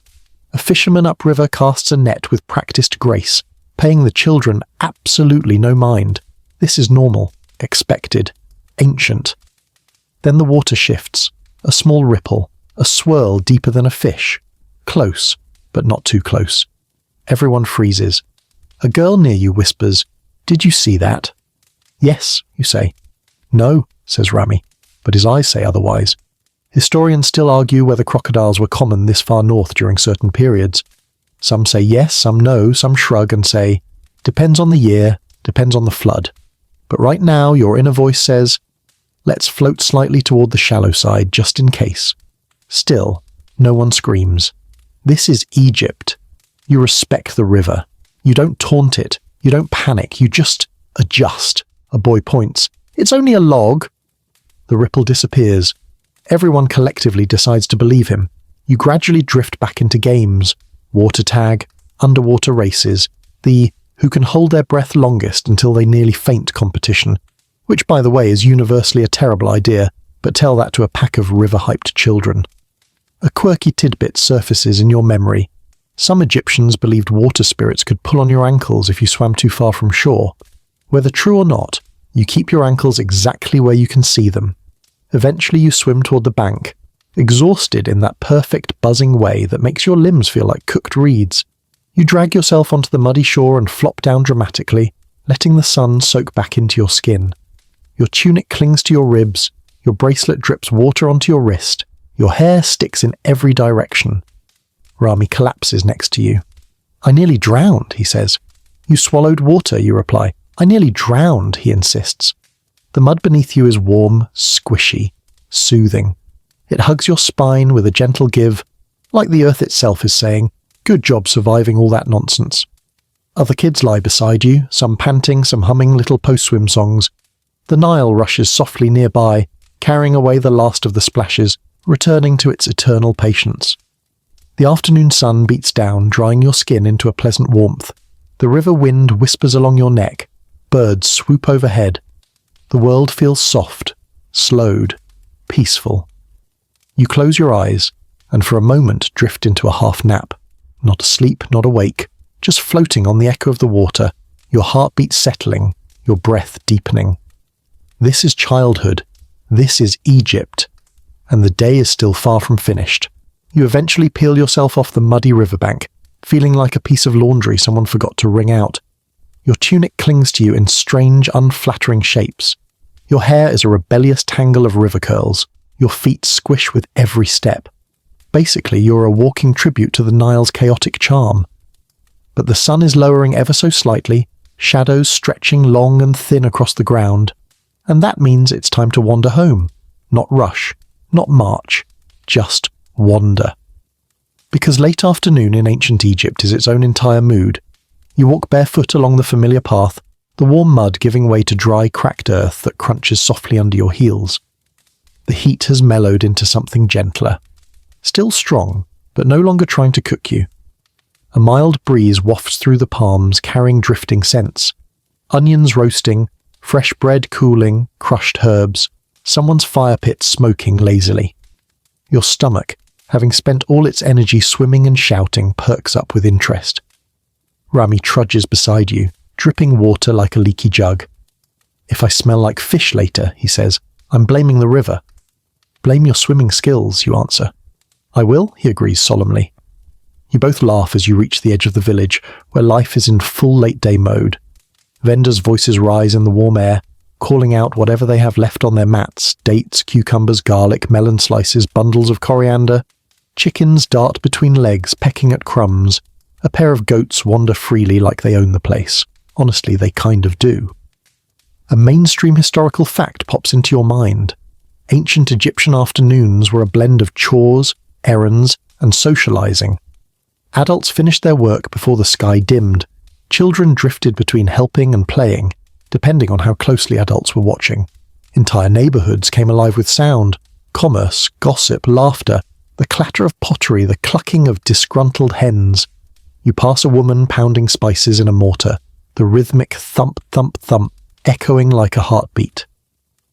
She pauses to fan the sweat from her face, then resumes with practiced confidence. Nearby, a boy half your size carries a basket twice his weight, grunting with determination as he wobbles down the street. His older sister walks behind him, pretending not to help but ready to grab the basket the moment he drops it. As you walk, your friend Beckett jogs up holding a clay bowl. Want some? He says, offering a hunk of still warm bread. You accept without hesitation.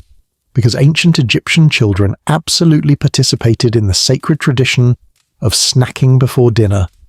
The bread tastes smoky, crunchy at the edges, soft inside.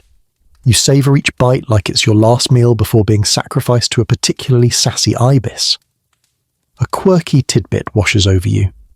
Archaeologists have found children's footprints hardened in ancient mud floors, tiny trails, weaving between ovens, storage pits, and cooking areas. Proof that kids were always underfoot, always curious, always involved. You imagine your own footprints fossilizing behind you, a sandy signature of your afternoon wanderings. You turn a corner and nearly collide with two neighbours deep in a heated debate about, of all things, whose roof has the better breeze. You slip past them silently, but one of them points at you mid-argument and says, "Tell him, my roof is clearly superior." You shrug. "I sleep inside," you say. They groan in frustration and go right back to arguing. Up ahead, an old man sits weaving nets. His hands move slowly, purposefully. Over, under, pull tight. You pause to watch, mesmerized by the satisfying rhythm. He glances at you, smiles gently, and says, "You should learn this someday." You nod because it feels like the right thing to do, but your brain is busy thinking, "My fingers are too tired from Senet, sir." The marketplace buzz shifts tone as the sun dips lower. People start gathering their goods, sweeping up stray leaves, packing baskets, covering jars with cloth. The shadows grow longer, cooler. The sky begins that slow transformation, from blinding white blue to honeyed gold.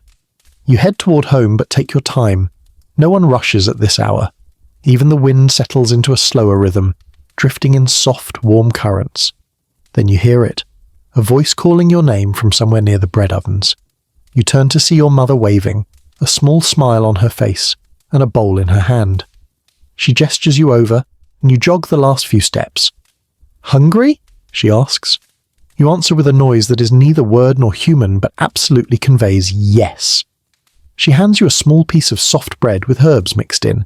You take a bite. It melts into your tongue like sunlight turned edible. "Where have you been?" she asks casually, though she already knows the answer. "The river," you say. She smirks. "No kidding." You glance at your mud-stained tunic, dripping bracelet, tangled hair, and river water scent swirling around you like a personal weather system. You nod. "Yeah, we swam." "Did you get into trouble?" You shrug. "Only the usual kind." Your mother sighs the way mothers have sighed since the dawn of time. "Go rinse again before dinner," she says, "and try not to track half the Nile into the house." You promise. You do not remotely mean it. With bread in your mouth and sun on your shoulders, you turn down the narrow path toward home. Kids still dart between houses. A baby cries somewhere. A dog naps under a table.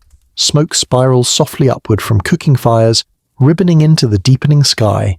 This warm, bustling, messy moment is the heartbeat of your daily life. The river behind you, the village around you, the evening ahead of you. And as you step into your family's courtyard, brushing your hair back from your face, you realize the day has entered its gentle, golden phase, and you're just getting started. You step into the courtyard just as the sunlight turns from bright gold to that warm, honeyed glow that drapes everything in a soft, forgiving shimmer, like the desert finally sighing and deciding to be nice for an hour. The air cools just enough that you no longer feel like you're being slow roasted, and right on cue, your parents call you over with the kind of timing that makes you wonder if they have supernatural senses, because now it's helping time. Not the helpful fun kind, like "please hand me that bread," but the daily, unavoidable, let's finish our work before the light dies tasks that ancient Egyptian families handled like a well-rehearsed dance. Your mother is already seated near the low table, fingers moving quickly as she smooths flax fibers. She motions for you to sit beside her. "Help me separate these," she says, handing you a small pile. They're soft but stubborn, like hair that refuses to behave. You start teasing them apart, making the fibers long, smooth, and ready for spinning. Your father, a few steps away, is checking tools, scraping mud off a wooden hoe, tightening a leather strap, examining a chipped handle with that "I'll fix this even if it kills me" determination. You adore him, but he will absolutely make that handle worse before he makes it better. A mainstream historical fact slots into place as you work. Egyptian families often involved their children in every step of the household's trade. Whether it was weaving, farming, tool-making, pottery, brewing, or fishing preparations, kids learned through doing. right here, in the warmth of late afternoon, surrounded by the hum of daily life. It wasn't punishment. It wasn't optional. It was simply how families survived. You continue separating flax fibers, trying to imitate your mother's smooth motion. Her pile grows at triple your speed, of course. She glances over with a raised eyebrow, amused. "You're improving," she says. "You know this is maternal generosity, but you accept it with pride." From over the courtyard wall, you hear neighbours talking animatedly. Someone complaining about grain prices, someone else arguing that the new batch of beer is too watery, and an older woman insisting loudly that her cat has stopped catching mice because the mice are evolving. Ancient Egyptian neighbourhood gossip is undefeated. Your little sister toddles past you, clutching a wooden toy shaped like a duck. She stops, stares at your flax pile, pokes it once, and toddles away like a tiny supervisor evaluating your productivity. Meanwhile, your father calls you over with a voice that means this will be important. Pay attention, even though you won't want to. You dust your hands and walk toward him.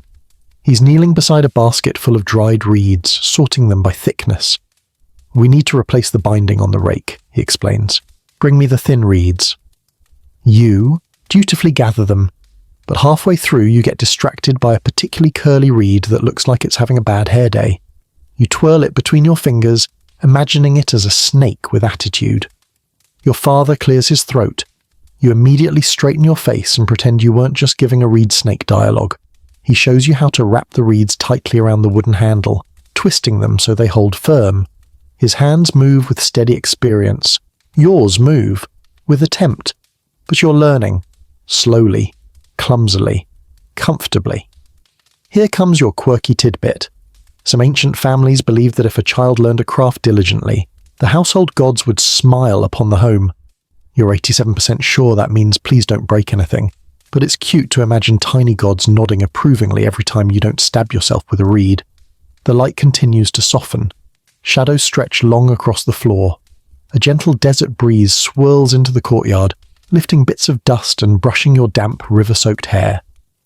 You rub your arms trying to warm up, not because you're cold, but because parts of you are drying faster than others, leaving you half warm, half chilly, entirely uneven.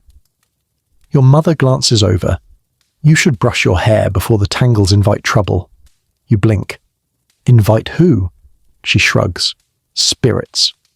Oh, historians still argue whether these hair tangle spirits were real beliefs or just clever parent propaganda meant to get children to groom themselves.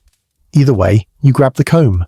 Your sibling watches you comb out knots with the fascinated horror of someone witnessing a heroic battle. You pretend each knot is an enemy warrior and declare victory with each pull. Your sibling cheers. Your father sighs. Once your hair is partially tamed and your tool's work is complete, your mother hands you a small bowl. "Take this to the neighbours," she says. "They lent us flour last week." You carry it carefully across the courtyard, balancing on tiptoe like the bowl is a sacred relic. The neighbour accepts it gratefully, gives you a fig in return, the ancient economy of small kindnesses is alive and well, and pats your head like you're still 5 years old. You accept it. You always accept the fig.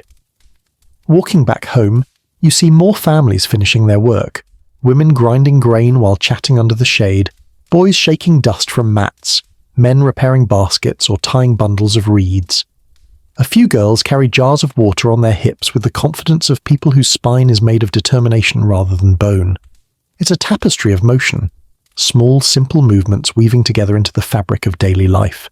Your family continues working as the sun dips lower, turning the courtyard into a warm, amber cocoon. The tasks aren't difficult, just steady. Routine motions that tether you gently to your household and your place within it.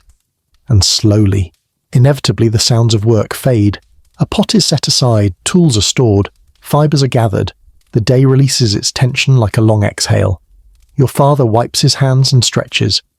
"We're done," he says. "Good work." You smile. Not because you did everything perfectly, but because you were part of it. You brush off your knees and sit back, feeling the warm satisfaction of a task-filled afternoon settling into your bones. The sky begins its transformation into deep orange and violet. Evening is coming, and with it, stories. The moment the tools are put away and the courtyard softens into that dreamy pre-evening glow, You feel a subtle shift in the air, less work, more warmth, less motion, more memory. It's the time of day when the ancient Egyptian world loosens its shoulders and lets stories drift in like fireflies. You settle onto a woven mat near the doorway, knees tucked under your chin, while your family moves around you in that quiet dance of getting comfortable. Your mother dusts off her hands and sits close enough that her shoulder brushes yours. Your father lowers himself with a tired grunt that is absolutely universal across every continent and century. Your younger sibling climbs into his lap, immediately stealing the most comfortable spot. And then it begins. Your grandmother steps into the courtyard. Now, technically she lives just 2 houses away, but her arrival always feels like a ceremonial event, as if the entire block agreed to give her the role of storyteller-in-chief, whether she wanted it or not. Her sandals shuffle across the earthen floor, her hair wrapped in a worn linen scarf, and her eyes glitter with mischief hidden behind wrinkles. She sits, adjusts her shawl, clears her throat in that grand theatrical way and says, "So, do you want to hear about the time the desert tried to steal a whole village?" Your sibling gasps. You lean forward. Your father mutters, "Not this one again," which of course means yes, please. A mainstream historical fact tucks itself into your thoughts. Storytelling in ancient Egypt was a nightly ritual. Families shared myths, gossip, morality tales, and local legends to teach lessons, pass wisdom, and, let's be honest, keep children entertained enough to stop climbing the furniture. Stories were as essential as bread and water. Your grandmother begins weaving the tale with her hands as much as her voice. She talks about a relentless sandstorm that blew for 7 days and 7 nights, roaring so loudly it made the gods cover their ears. The villagers tied ropes around their homes, clung to palm trees, and prayed to every deity they could think of, including some they may have invented in the moment. Your father rolls his eyes. "It was 3 days," he mutters. "3 days too many," your grandmother retorts without missing a beat. Your mother chuckles. "Tell them the part about the goat." "The goat," your grandmother says dramatically, "was the only one brave enough to go outside." Your sibling gasps again. "You?" You already know this story, but it still warms you from the inside out. The way your grandmother's voice cycles from gentle to fierce. The way your father pretends the story is exaggerated, even though you've seen him look worried when storms roll in. The way the shadows flicker softly against the walls like they're leaning in to listen too. A quirky tidbit flits into your mind. Ancient Egyptians believed that telling stories, especially heroic or protective ones, helped keep harmful spirits away. Words had power. Spoken tales shaped the world. So the more dramatic the goat story, the safer you probably are. As the tale unfolds, more neighbours drift into the courtyard. It's not planned. It's simply what happens. One comes under the excuse of returning a bowl, another claims they're just passing by. Eventually there are 8 or 9 people sitting or standing near your doorway, pretending this is not a gathering but absolutely listening with the intensity of scribes studying sacred texts. Your grandmother reaches the grand finale, where the heroic goat allegedly scares away the sandstorm by bleating so loudly that even Set, god of chaos, says, "All right, fine, I'm leaving." Laughter ripples through the courtyard. Even your father cracks a reluctant smile. Then a neighbour chimes in. "My grandfather said the storm was driven away by a priest, not a goat." Your grandmother gives him a slow, deliberate look.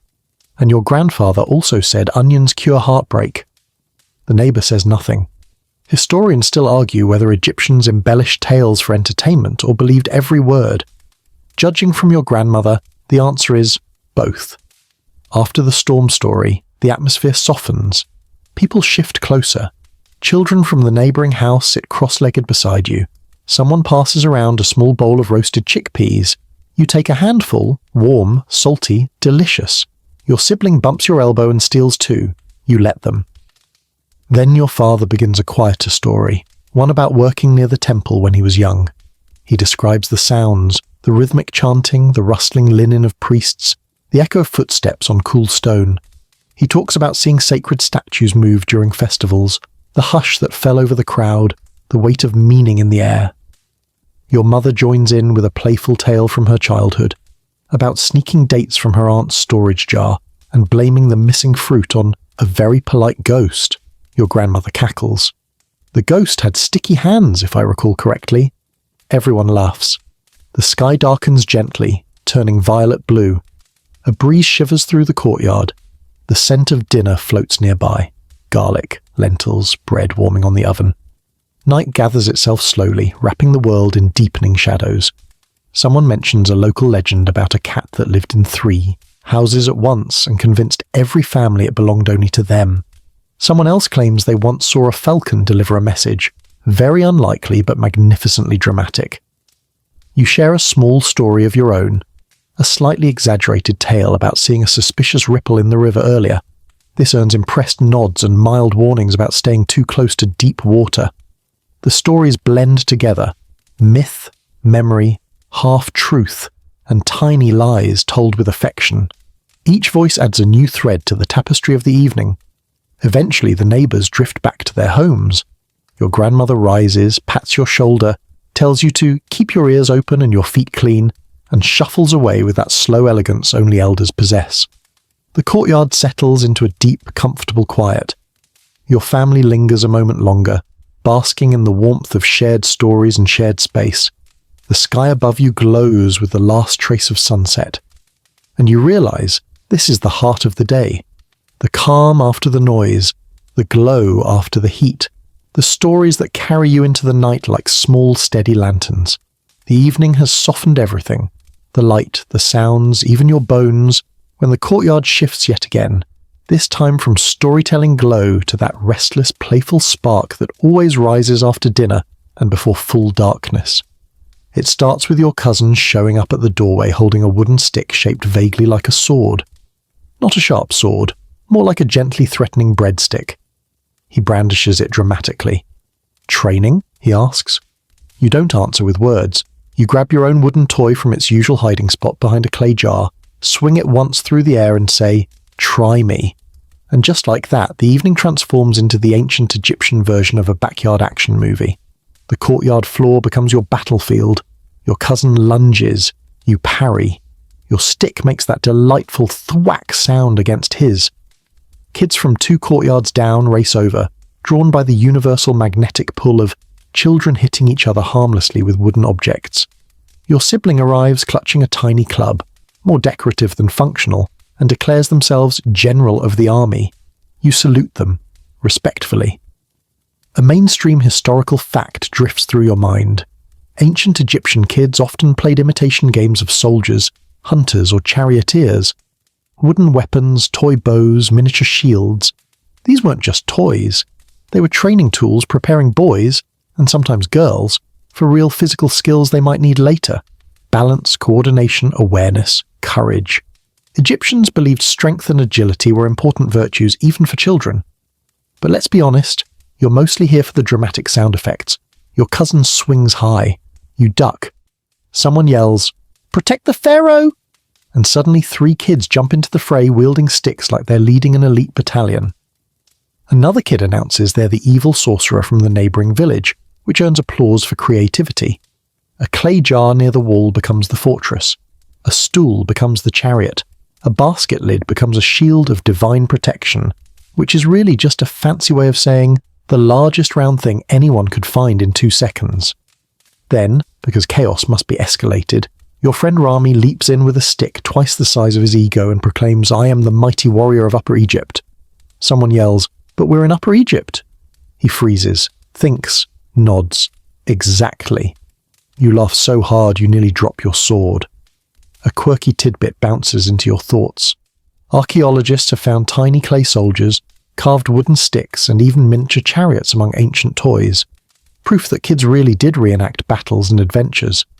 Sometimes they played games mimicking real military drills, though you suspect real soldiers did not shout, "You can't defeat me, I'm powered by fish bread," like Senefer is doing right now. The fight intensifies, dramatically, but never dangerously. Sticks clack together in rapid taps. Feet shuffle on the dusty earth. Someone screams way too loudly for how calm the swing actually was. Your sibling commands troops with the authority of someone who has absolutely never led anyone anywhere.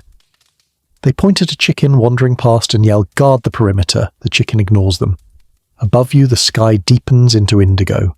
Stars start to sprinkle across the heavens like spilled beads. A crescent moon peeks over the rooftops. watching your small wooden war with gentle amusement. The adults tolerate it with saint-like patience. Your mother takes a break from tidying to smile at the spectacle. Your father mutters something about energetic children, but you catch the proud glint in his eye as you block another attack with surprisingly good form. Then, because it always happens, someone swings too dramatically, loses balance, spins 3 times and falls into the basket pile. This time it's you. The children roar with laughter as you untangle yourself from a reed basket and pretend it was definitely a tactical move. You lift your stick with flair. It was a feint, you announce.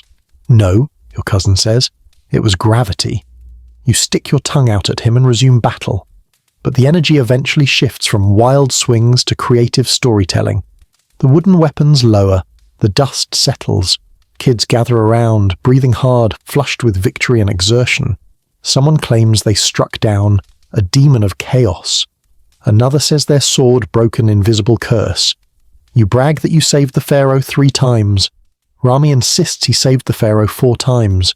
Historians still argue whether these dramatic exaggerations were part of childhood culture in every region of Egypt, or just certain communities. But judging by your group, exaggeration is definitely an Olympic sport. As things calm down, someone pulls out a handful of carved wooden animals. Little lions, cows, hippos and falcons. You all sit in a semicircle arranging them in scenes. Hunters stalking prey, animals gathering at the river, secret meetings between lions and ibis spies. The imaginative worlds you create are elaborate, ridiculous and perfect. Your sibling pretends their wooden duck is a royal advisor. It quacks once and approves all decisions. The adults begin lighting small lamps, shallow clay bowls filled with oil and a floating wick. Their glow casts warm halos across the courtyard walls. Shadows stretch long like gentle giants. The evening air cools, wrapping around you like a soft linen shawl. Your cousin eventually puts his stick away, rubbing a sore hand. "Good battle," he says. "Good battle," you reply. Your mother calls you over for a quick rinse with a clay jug of cool water, washing the dust and sweat from your neck and arms. Your father sets aside the tools for the night. A neighbour waves as they head home. Everything slows, softens, settles. The courtyard feels different now, less like a battlefield and more like a quiet gathering place. Your heart still beats fast from the excitement, but it begins to steady, syncing with the gentle rhythm of nighttime noises rising across the village. The stars above glow brighter, the lamps flicker, and the final phase of the evening begins to unfurl like a palm frond opening in the breeze. Soon, night will fully claim the sky, and with it, the rituals of winding down. Night has nearly settled, but not quite. There's still that faint wash of blue lingering above the rooftops, soft and wavering, like the sky hasn't fully committed to darkness yet. The courtyard is calmer now, the wooden swords put away, the echoes of laughter fading into warm air. And this is usually the time when most children stay home, help with lamps, help with dinner. But not you. Because tonight, curiosity tugging at your tunic like a mischievous sibling, you wander toward the edge of the neighbourhood where the great temple walls rise like silent giants. You're not going inside. Don't worry. You're far too well trained and too scared to cross that line. But drifting near the temple courtyard, listening, watching from a respectful distance, that's practically a hobby. You slip down a narrow lane between mud brick houses, the ground cool beneath your feet now that the sun has abandoned its crime spree. Your bracelet, still slightly damp from the river, brushes your wrist rhythmically as you walk. Ahead, you see it. The tall, imposing entrance to the local temple complex. Torches flicker beside the columns. A faint curl of incense smoke drifts into the night air like a ribbon of silver. Even from this distance, the temple feels ancient, heavier than the surrounding village, as if the stones themselves are older than memory. A mainstream historical fact flickers in your thoughts. Temples in ancient Egypt were not just religious centres, they were hubs of learning, ritual, music, astronomy, administration and community. Children weren't usually allowed inside unless they were being trained for priestly roles, but the outer courtyards? Those were sometimes bustling with activity, musicians practicing, workers preparing offerings, or apprentices carrying water. Tonight you hear singing. You edge closer, keeping to the shadows. Rami follows, of course he does, with his version of whispering, which is just regular talking but with more dramatic squinting. Do you think they're doing a ceremony? Probably, you say, or practicing for one. He nods solemnly, though you can tell he has no idea. The temple courtyard opens before you, a vast space of limestone and shadow, lit by small bowls of fire lining the base of the walls. Several priests in white linen stand near a tall incense burner. Their voices blend into a steady chant, rising and falling like ripples in deep water. The sound is hypnotic, slow, rhythmic, ancient. You feel it hum in your ribs. A group of musicians sits on low stools to the side, tuning their instruments. Long flutes, curved harps, sistra that rattle with bright metallic jingles. One musician plucks a soft note on the harp, and it drifts across the courtyard like a golden thread weaving into the night. A quirky tidbit pops into your mind. Temple musicians were sometimes children or teens trained from an early age. Imagine learning to play in a temple where every note might please or annoy a god. No pressure. You shift closer, careful not to cross any boundary stones. Even from here you can see the stunning carved images on the temple columns, falcons, papyrus clusters, gods striding confidently across the stone. The firelight makes them seem alive, shadows dancing across their faces as if they are breathing. Suddenly someone behind you whispers, "Boo!" You nearly jump out of your sandals. It's Sennefer. Of course it's Sennefer. He grins like a jackal who just stole your last date. "Thought you'd appreciate the ambience," he says. "You're going to get smote," you whisper back. He shrugs. "Worth it." You, Rami, Sennefer, and two younger kids crouch behind a low wall, peeking through the narrow gap between bricks. From here, the temple feels magical, even dangerous in that, I probably shouldn't be here, but this is the coolest thing that has ever happened way. A priest steps forward holding a clay jar filled with scented oil. He tilts it gently, letting droplets fall onto glowing coals in the burner. A sweet, warm smell instantly fills the air. Frankincense, maybe, or something with cinnamon. It curls around you, settling into your lungs. Your eyes widen, your heartbeat slows, the atmosphere changes. This is different from stories, or chores, or river play. This feels sacred, structured, timeless. A massive drum beats once, deep, echoing, powerful, like it's calling the night to attention. Everyone in your little spine group freezes. Even Sennefer looks reverent for exactly 3 seconds. The chanting rises. Harp strings tremble. A sistrum shakes softly. The priests move in slow, precise steps, gestures refined over generations, preserved like treasure. Historians still argue whether children fully understood these rituals or simply watched in awe, absorbing pieces without context. But you? Sitting here now, hidden in the shadows, eyes wide and heart soft, you understand something. That grown-ups carry an entire world of responsibilities and mysteries you're only beginning to glimpse.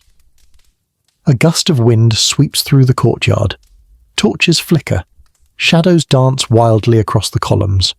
For a moment, the carved falcon truly looks like it could lift from the stone and fly. A younger kid beside you whispers, "Do you think the gods see us?" You swallow. "Probably," you say. "But do they mind?" You think about it. The courtyard is calm, the music steady, the priests focused. Nothing feels angry. "I don't think so," you whisper, "as long as we're respectful." A soft, comforting silence settles over your little group. The music continues, harp, drum, flute, layered over chanting in a language older than your grandparents' grandparents. The night deepens, the stars brighten, the temple glows like a living heartbeat. Eventually the ceremony slows. Movements become gentler, voices lower. A priest extinguishes one of the torches. A musician stretches their back. Another yawns discreetly. The ritual closes with a final soft hum drifting into the quiet dark. You exhale without realizing you'd been holding your breath. Rami nudges you. "Do you want to go home now?" You nod, but keep your eyes on the temple as you stand. Something about tonight feels important. Like you've peeked behind a curtain into a world both mysterious and comforting, full of beauty and rhythm and meaning you don't quite understand but deeply feel. As you turn away, the last notes of the ceremony echo in your mind, soft, shimmering, ancient. You leave the temple courtyard behind, stepping back into the familiar warmth of childhood. but carrying the echo of divinity in your chest like a tiny secret lantern. You leave the temple courtyard with that strange, floating feeling, the kind where your feet still touch the ground but your mind is wandering miles above your head. The lingering hum of chanting wraps around your thoughts like a warm linen scarf. Even as you walk back through the narrow streets, the faint echo of the sistrum follows you, rattling gently in your imagination. By the time you return to your family's courtyard, night has officially claimed the village. Lamps burn in shallow clay bowls, casting soft golden halos over mud brick walls. The smell of dinner drifts lazily through the air, warm and savoury, lentils simmering, onions frying, flatbread heating on the roof of the oven. Your stomach makes a noise that is neither subtle nor polite. Your mother laughs quietly from her seat near the low table. "You're just in time," she says. "Good. Because you were absolutely prepared to lie and say you'd already eaten somewhere else if you arrived late. You sit cross-legged on a woven mat while your family gathers around the meal. The food is simple but comforting. A bowl of lentil stew thick enough to stand a spoon in, warm bread that still crackles from the oven, sliced cucumbers dusted with herbs, and a small pot of sourish goat cheese that only your father truly loves. You tear a piece of bread, dip it into the stew, and sigh involuntarily as the warmth spreads through your chest. A mainstream historical fact slips into your mind. Most ancient Egyptian meals, especially dinner, were eaten communally on low mats or small tables, everyone dipping from shared bowls. Eating was a family affair, and the evening meal was often the calmest part of the day, exactly like now. Your younger sibling sits beside you, already attempting to stack bread pieces like a miniature pyramid. Your mother gently removes one before the whole architectural project collapses into the stew. A neighbour passes by the doorway and calls a greeting. Another shouts across the courtyard to someone about borrowing a pot tomorrow. Night in the village is never silent, but the noises are soft, friendly, familiar. Then, inevitably, the dramas begin. On the other side of the wall, you hear two neighbours arguing about whose rooster is louder. Someone swears it's the bird with the crooked foot. Someone else insists it's the red-feathered menace. A third person yells, "It's all of them," and the argument dissolves into laughter. Your father shakes his head. "Every night," he mutters. A quirky tidbit comes to mind. Ancient Egyptian graffiti, yes, they had graffiti, shows that neighbours bickered constantly about animals, noise, borrowed tools, and who owed whom bread. So tonight's rooster fiasco is part of a proud multi-millennia tradition.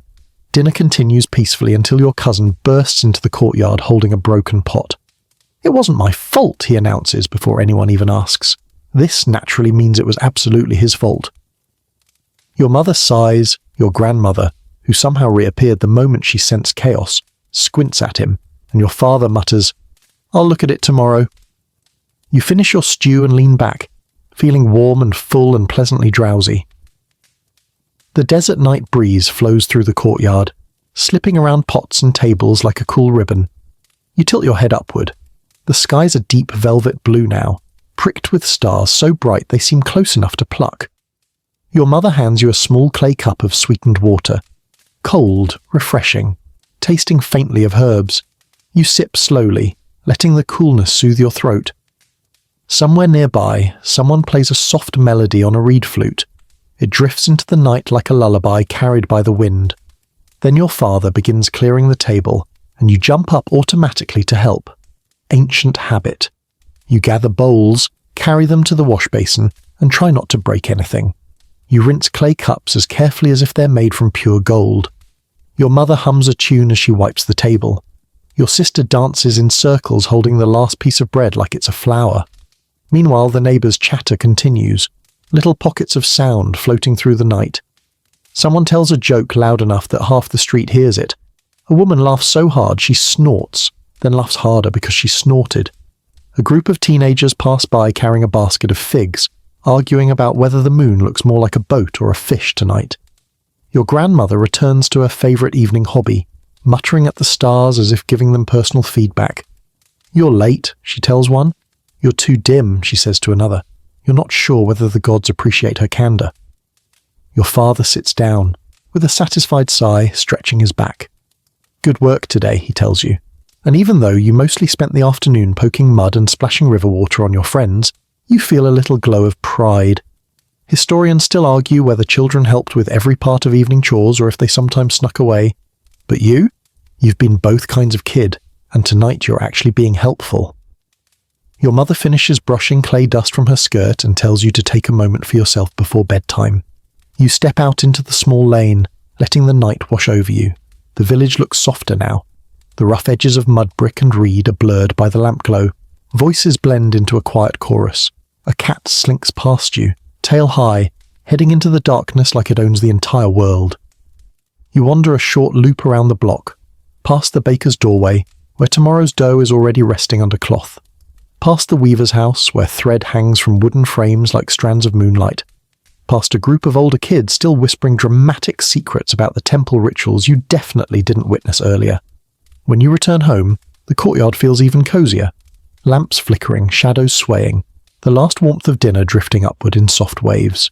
You settle beside your family again, letting the familiar sounds and smells sink into your skin. Evening in ancient Egypt isn't grand or spectacular. It's gentle, steady, full of tiny perfect moments. And the night, your night, is just beginning to deepen.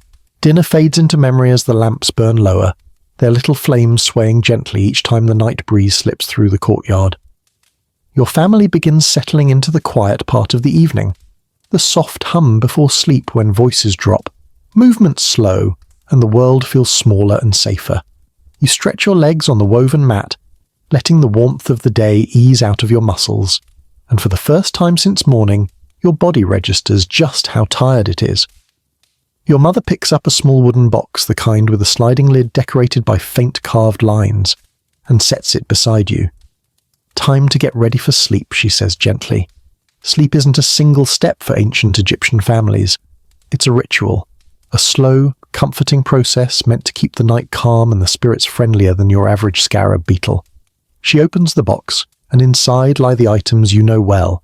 A small amulet shaped like a protective eye, a string of shell beads, a tiny carved figure of Bess, the squat, cheerful guardian known for scaring away nightmares and anything that hides under beds. If beds existed. Here, beds are mostly mats. Still counts. A mainstream historical fact slides easily into your thoughts. Egyptian children commonly wore protective amulets at night, symbols of Hathor, Taweret, Bez, or the Eye of Horus, believed to ward off evil spirits and bad dreams. These weren't just accessories, they were spiritual seatbelts. Your mother ties the string of shell beads around your wrist, right next to your woven bracelet from earlier.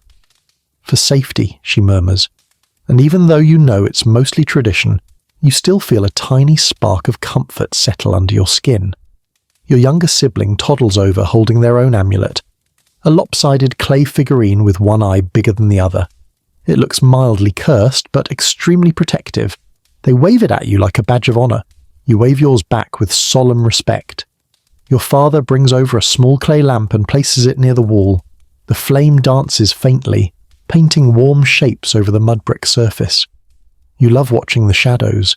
It's like a secret language the night writes just for you. Then comes the sound you expect at this hour.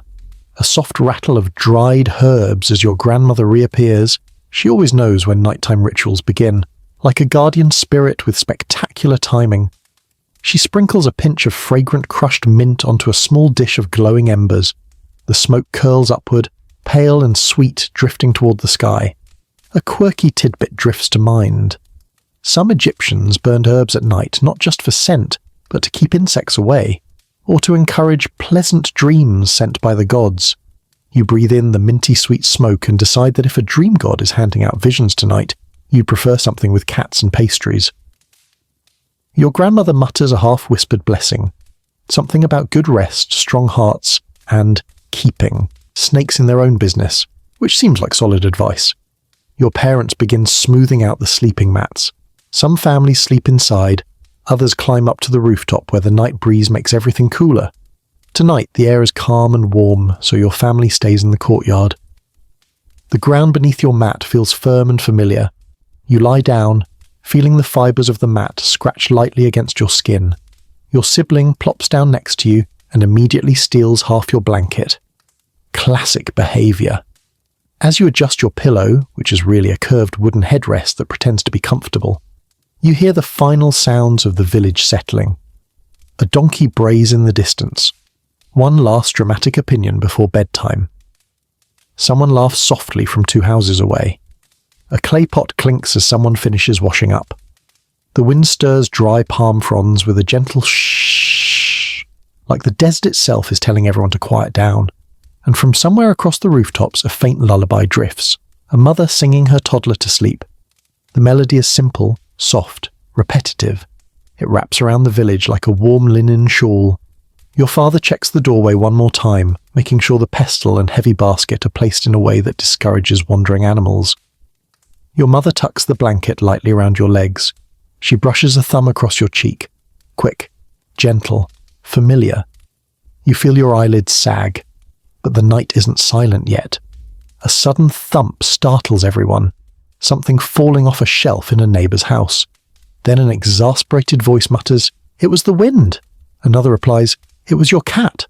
And then both argue in low, sleep-heavy tones until they dissolve into giggles. Your grandmother chuckles.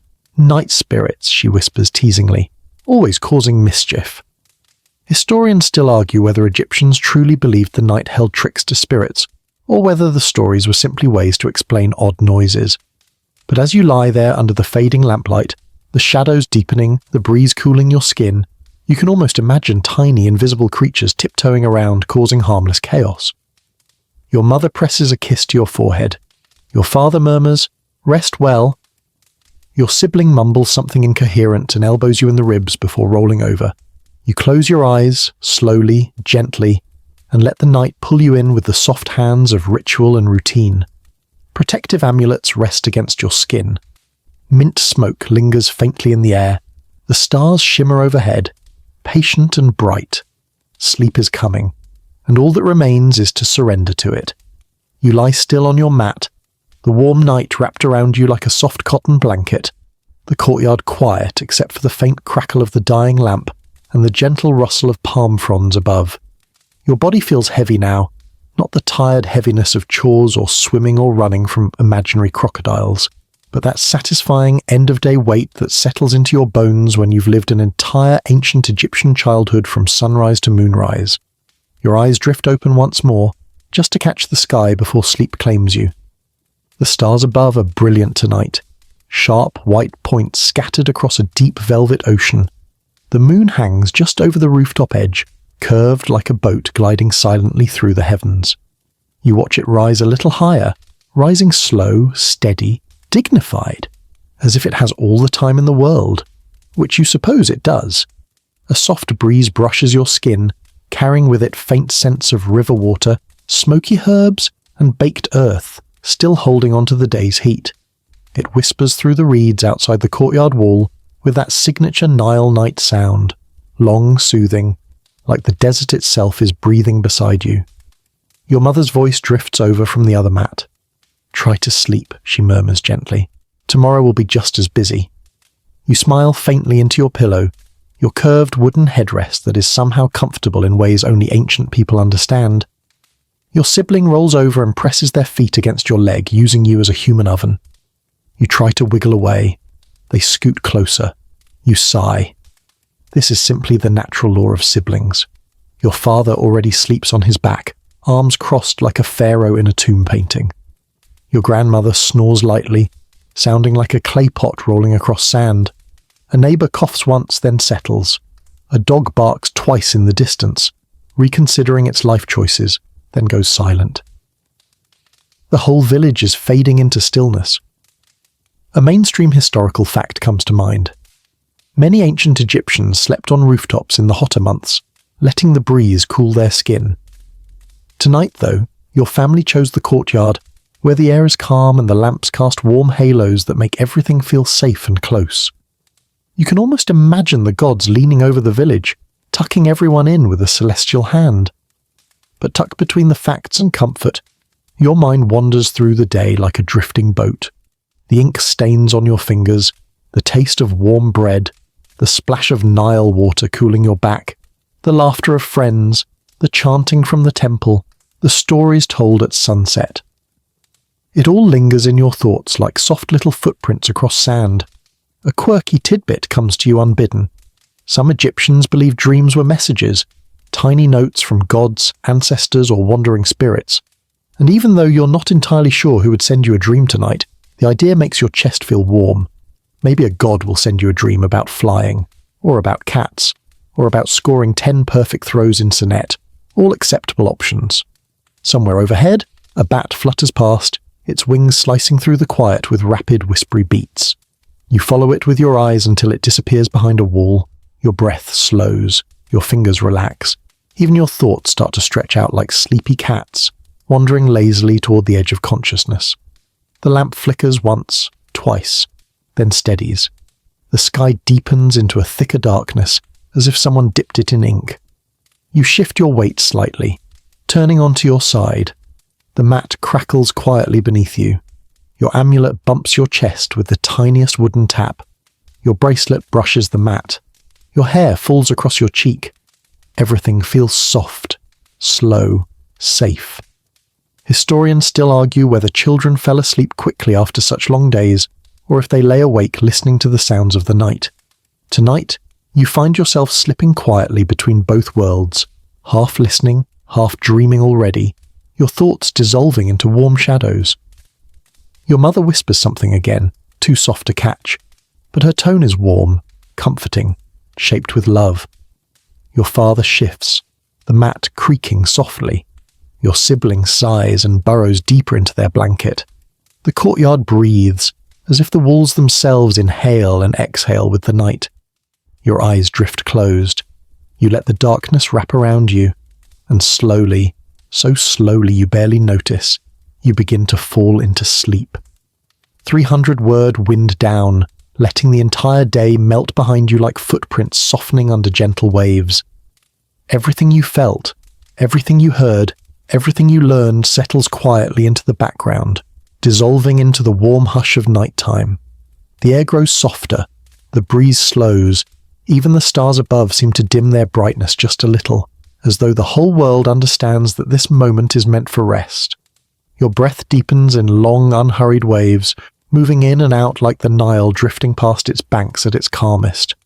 With every slow inhale, your chest rises in an easy rhythm, and with every languid exhale, your body sinks a little deeper into the mat beneath you. The last traces of daylight loosen their grip. The faint echoes of children laughing drift away.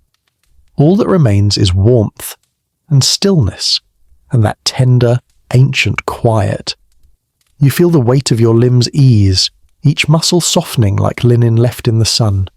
Your fingers relax completely. Your jaw loosens. Your shoulders melt. The world becomes gentle and hazy around the edges, like the end of a long dream slowly curling back into darkness. The night hums faintly, a soft chorus of distant insects, the whisper of palm fronds, the muted sigh of the desert settling into its long sleep. Everything is peaceful here. Everything moves slowly. Even your thoughts begin to float, drifting like little boats across calm water. You are safe. You are warm. You're exactly where you should be.